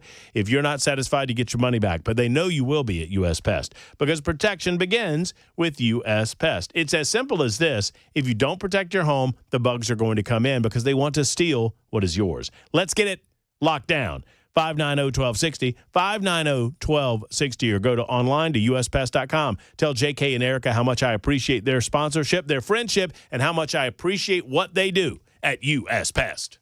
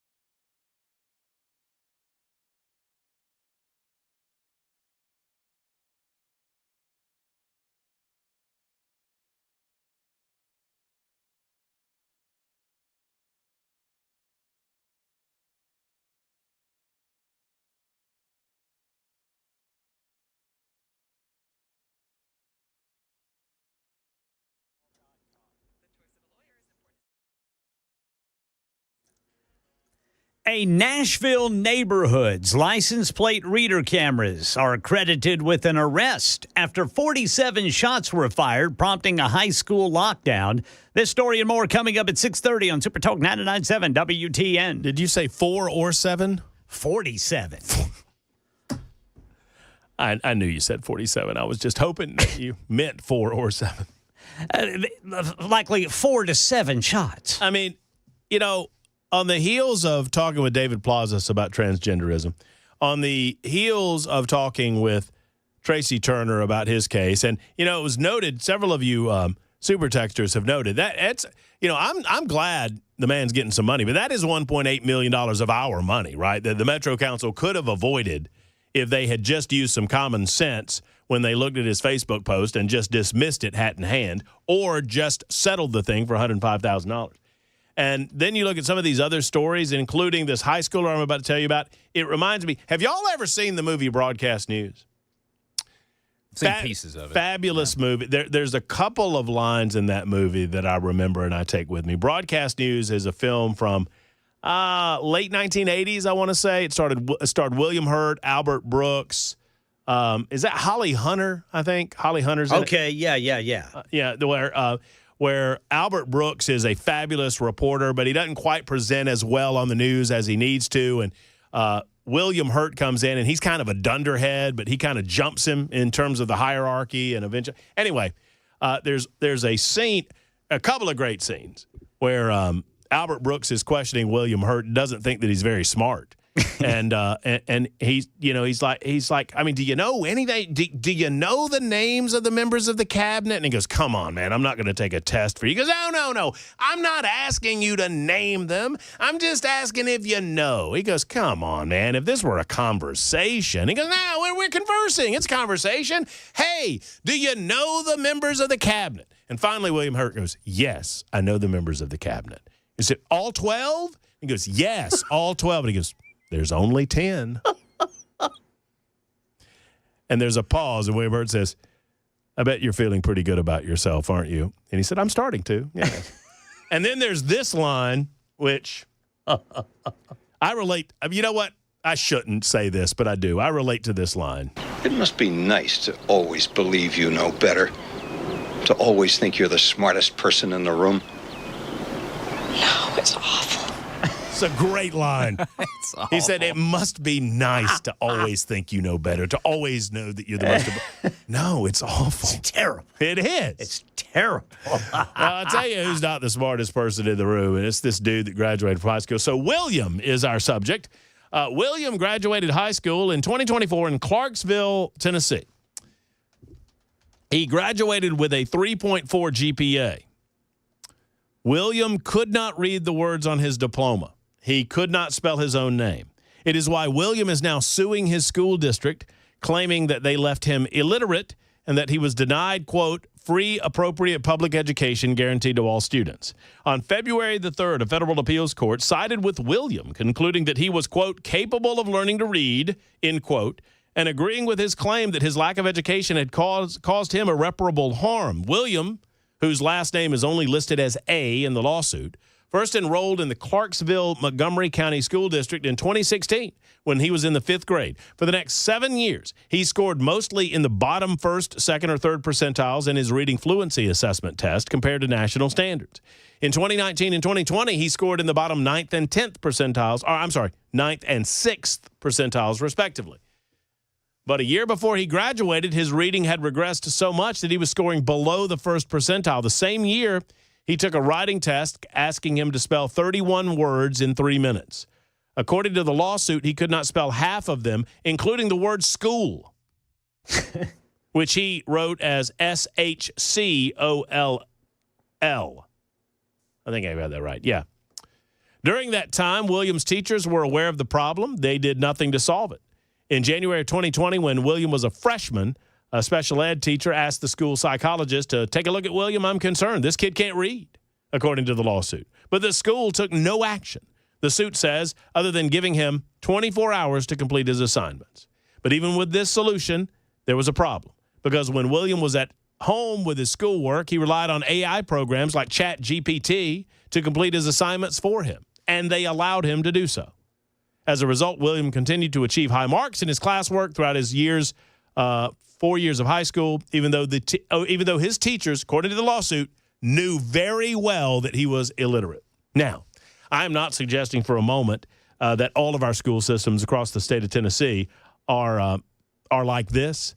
I would hope that this is a one-off example, but I fear that it is not certainly a one-off. If we do not stop social promotion in our school systems, no amount of scholarship plans are going to solve the problem. And by the way, the scholarship programs, I would suggest to you, is not an end-all, be-all. I understand everybody's excited about it. I understand that everybody's excited about free choice and parents having more. And look, I was promoting it as well. I don't mind parents having more choices about where their kids go to school. But this is not the end-all, be-all. We've got to fix public education in this state. I got more on this story in a moment. It's 6:30 on Super Talk 99.7 WTN.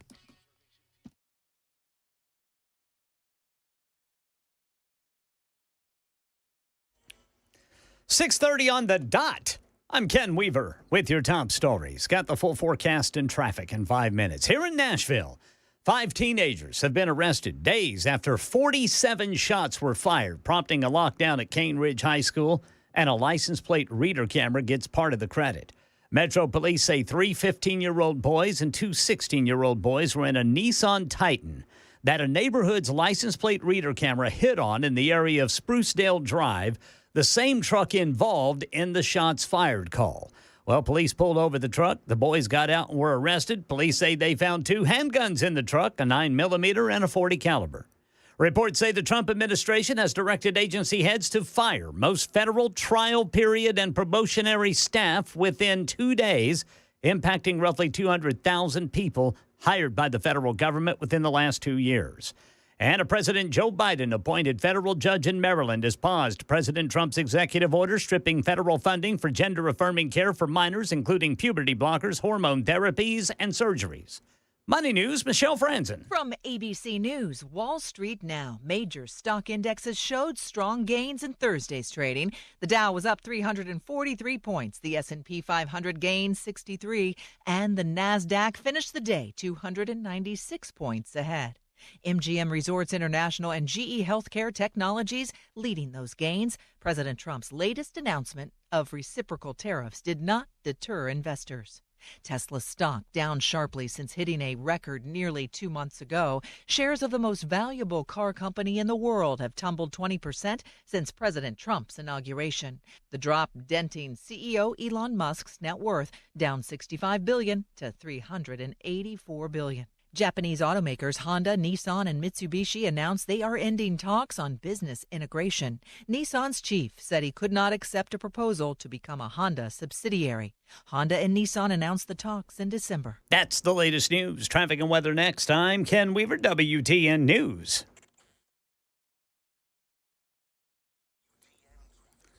Bellevue got a crash blocking the left lane, 40 westbound. That's going to be right after exit 196. In Madison, police reporting a crash 65 northbound after Old Hickory Boulevard. Antioch, we got a crash 24 eastbound before Harding Place. Back here in Nashville, Lebanon Pike at Spence Lane, a crash. And look for Murfreesboro Pike and Hamilton Church Road, police reporting a crash. Traffic every 10 minutes every morning on Super Talk 99.7 WTN.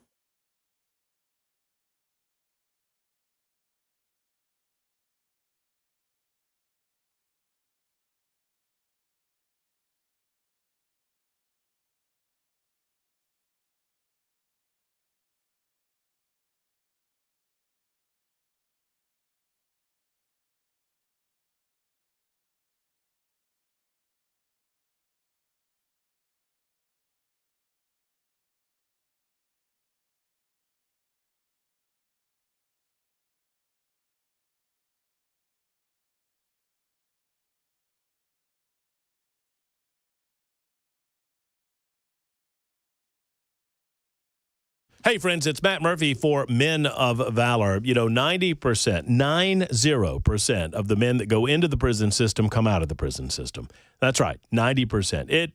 It's a little bit higher of a percentage than we think, but that is true, according to the good people of Men of Valor. Well, what type of men do you want coming out of the system? Do you want career criminals? Do you want people that have learned how to be criminals? Or Do you want people that have turned their lives around? They want to be good and productive members of society that have learned about the Bible, that have learned about the Word of God. Well, that's what Men of Valor does on a daily basis. They go into our prison systems, they disciple, they minister, and they bring out good people that are trying to be good members of society, and they reduce recidivism rates an incredible amount.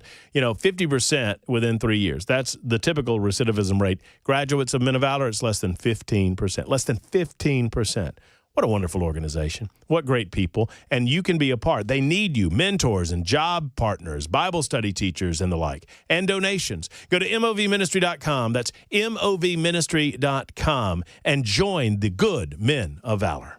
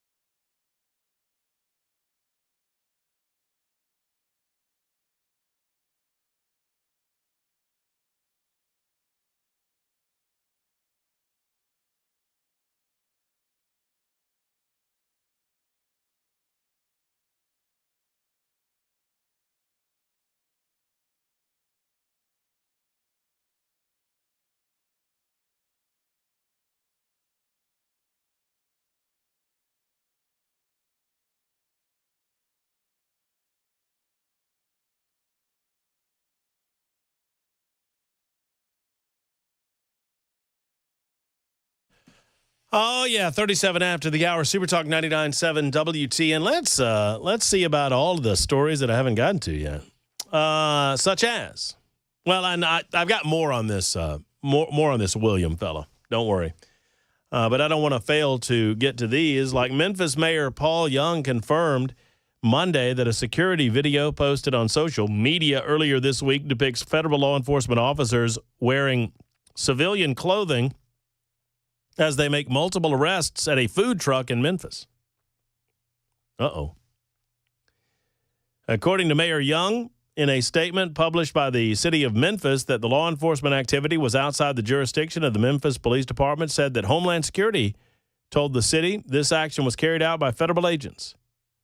Spokesperson for the city of Memphis told the Tennessee Star, that's where I'm getting this story from the Tennessee Star, that all press inquiry about the law enforcement action will be through HSI, that's Homeland Security Investigations.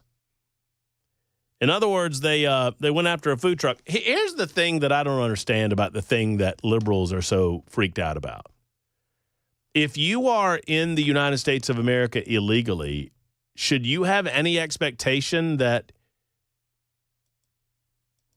you're not going to be asked to document your presence in this country? Listen to one of our leftist friends. I think this is MSNBC. That this attorney general is making. And Paul, as a lawyer, I wonder how you view your next rhetoric coming from the Attorney General of the United States. Yeah, let me just give you a little background on this clip. This is MSNBC panel talking about Attorney General Pam Bondi. Pam Bondi warned the states to get ready. If they're not complying with immigration laws, if they're not complying with the laws of the United States of America as duly passed by the Congress of the United States, they better, as she says, get ready. As a lawyer, I wonder how you view the "you're next" rhetoric coming from the Attorney General of the United States, aimed, among other people, at a state attorney general. It's chilling. Again, what these law enforcement officers, FBI agents, states attorney generals, they're all just doing their job. They have a lot of discretion. No, they're not doing their job, sir. That is the entire point. If you are working actively against the laws of the United States of America regarding immigration, you're not doing your job. As a matter of fact, you're breaking the law. It's chilling. What's chilling is that y'all pick and choose which laws you are willing to enforce and which you are not. You know, one of my failures as a host earlier today was I had planned on, I looked at the note that I had written down and I forgot it. David Plazas, he wrote an article about illegal immigration.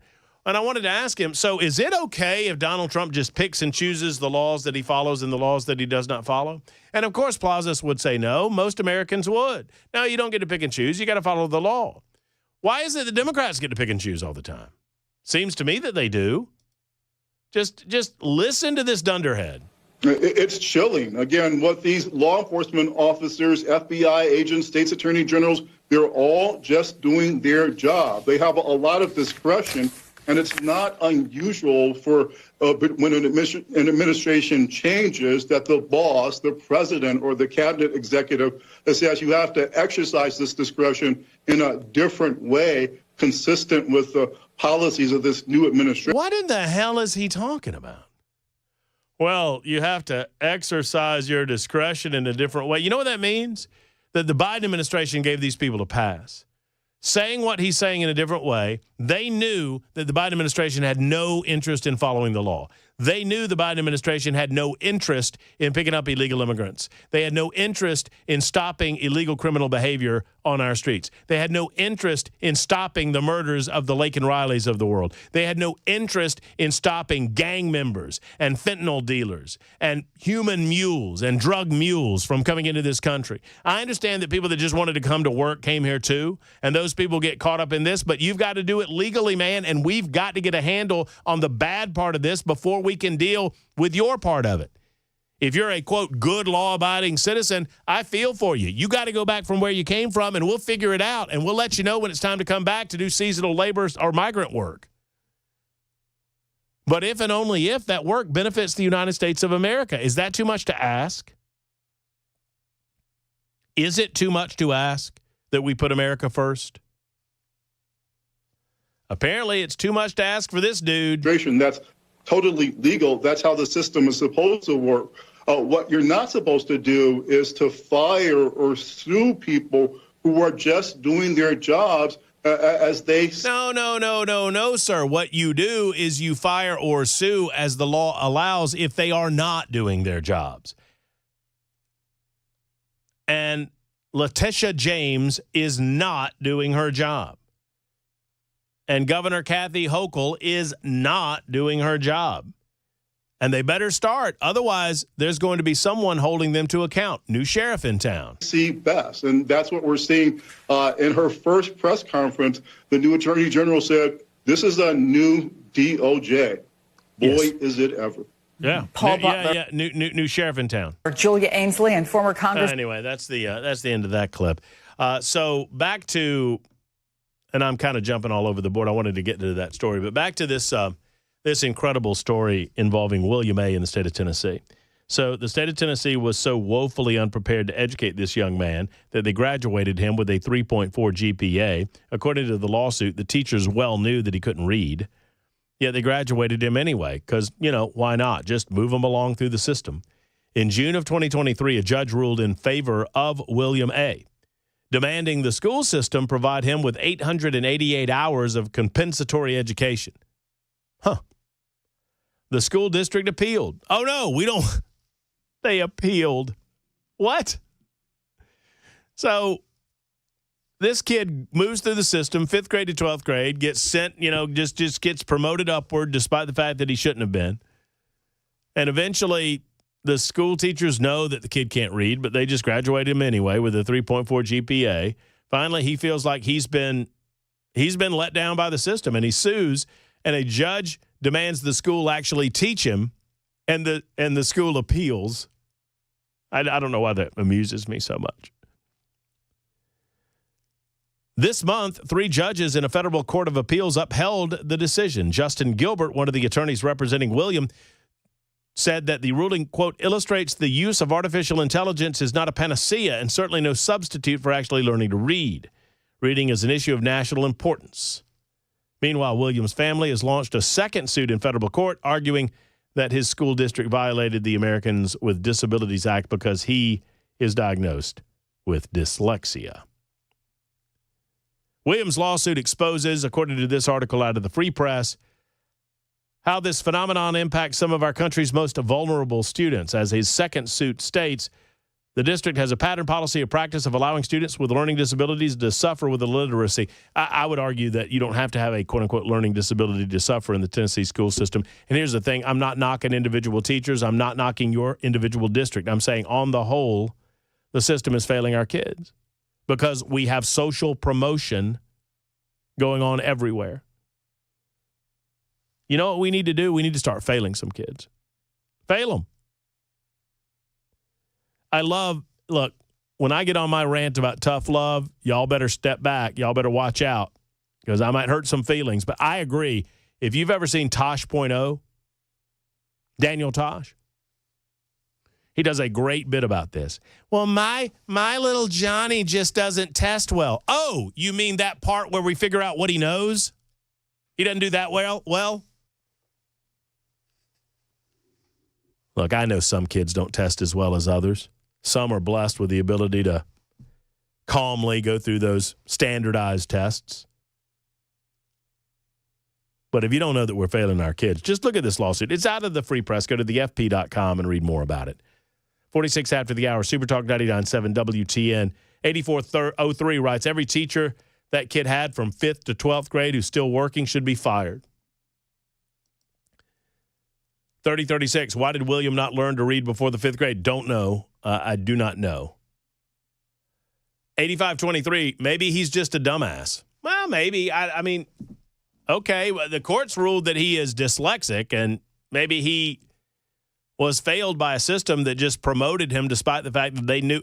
I mean, you can't tell me, even if he was using AI, you can't tell me that the system didn't know. They knew. Dakota writes in and says, this is the same system that put AOC in Congress. You right about that? I heard she was a hell of a bartender.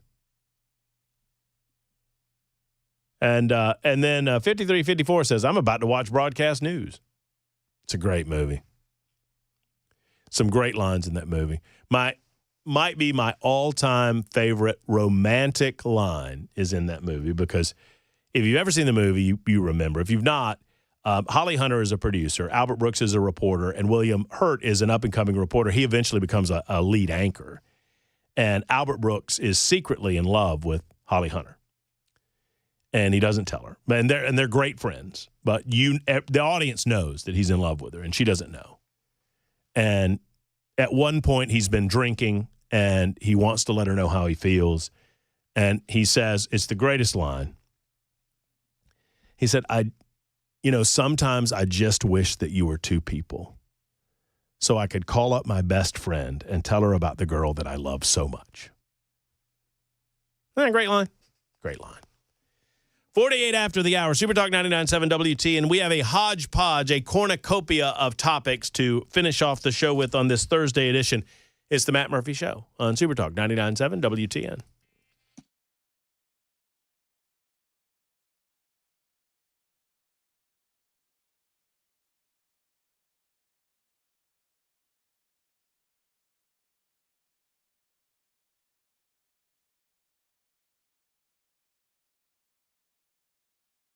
Hey, friends, it's Matt Murphy. And, Jeff Eddy wants to remind you that he doesn't upsell. And he tells his certified technicians not to upsell either. Now, they'll give you the lowdown. They'll give you the skinny. But they want you to trust what they're telling you about your heater. They want you to trust what they tell you about the AC, too. The bottom line is this. If you need a replacement and they tell you you need a replacement, well, I'm telling you, you need a replacement. And they've got one for you. They're an Elite Pro partner with Rheem. They can help you pick one out for yourself. But Jeff Eddy understands you're a baller on a budget, and you need to get maximum life out of that heater. So if he believes he can get you through the rest of the season, he's going to do that as well. Now, he encourages maintenance calls. It's a little late in the season for a maintenance call on a heater, but never too late for you. If you believe you need it, $125 is the cap max. Also, let's start thinking about those ACs, folks. It won't be long before you crank one of those up. And you know how it goes. When you crank them up for the first time of the season, you need to get them cleaned and maintained. Results matter, and Jeff Eddy and his team, they get results with your heater and your AC. Go to efficienthvac.net, efficienthvac.net, or call 615-784-4424, 784-4424. If your heater's not ready, call Jeff Eddy and Efficient Heating and Cooling.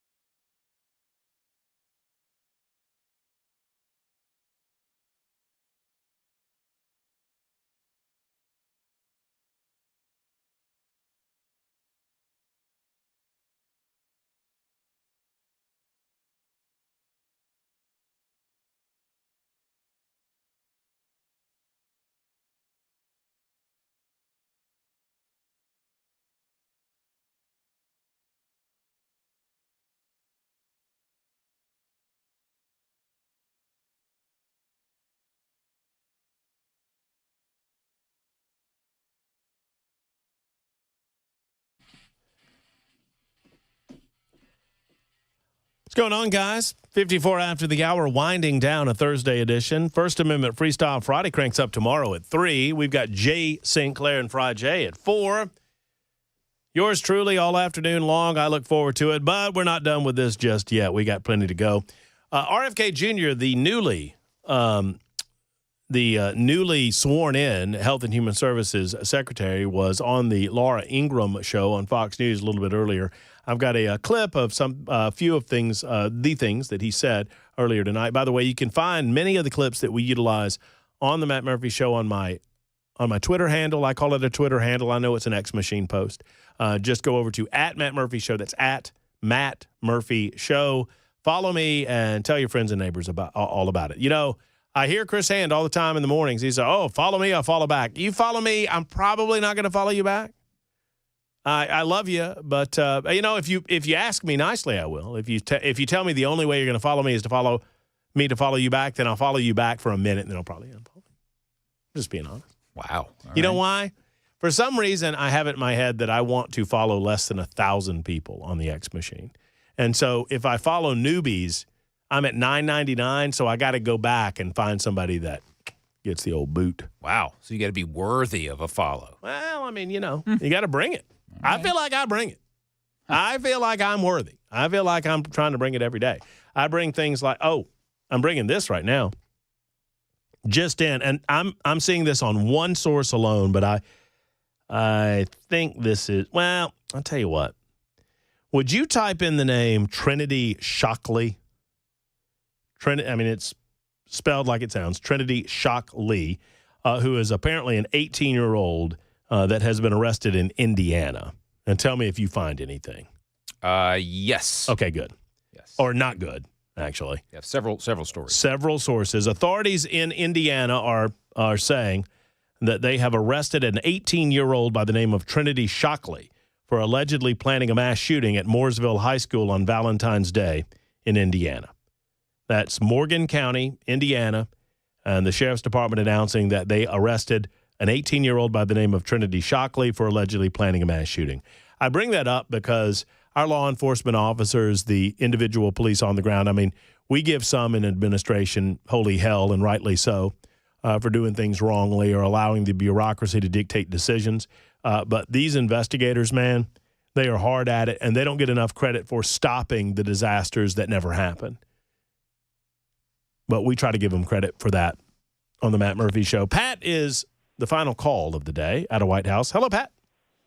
Hello. Well, how are you? I am fine, thank you. I listen to your show. I appreciate you very much. Thank you. I speak on behalf of all teachers in my district. You need to go to the source, which is the Department of Education, the people who make the policies and procedures.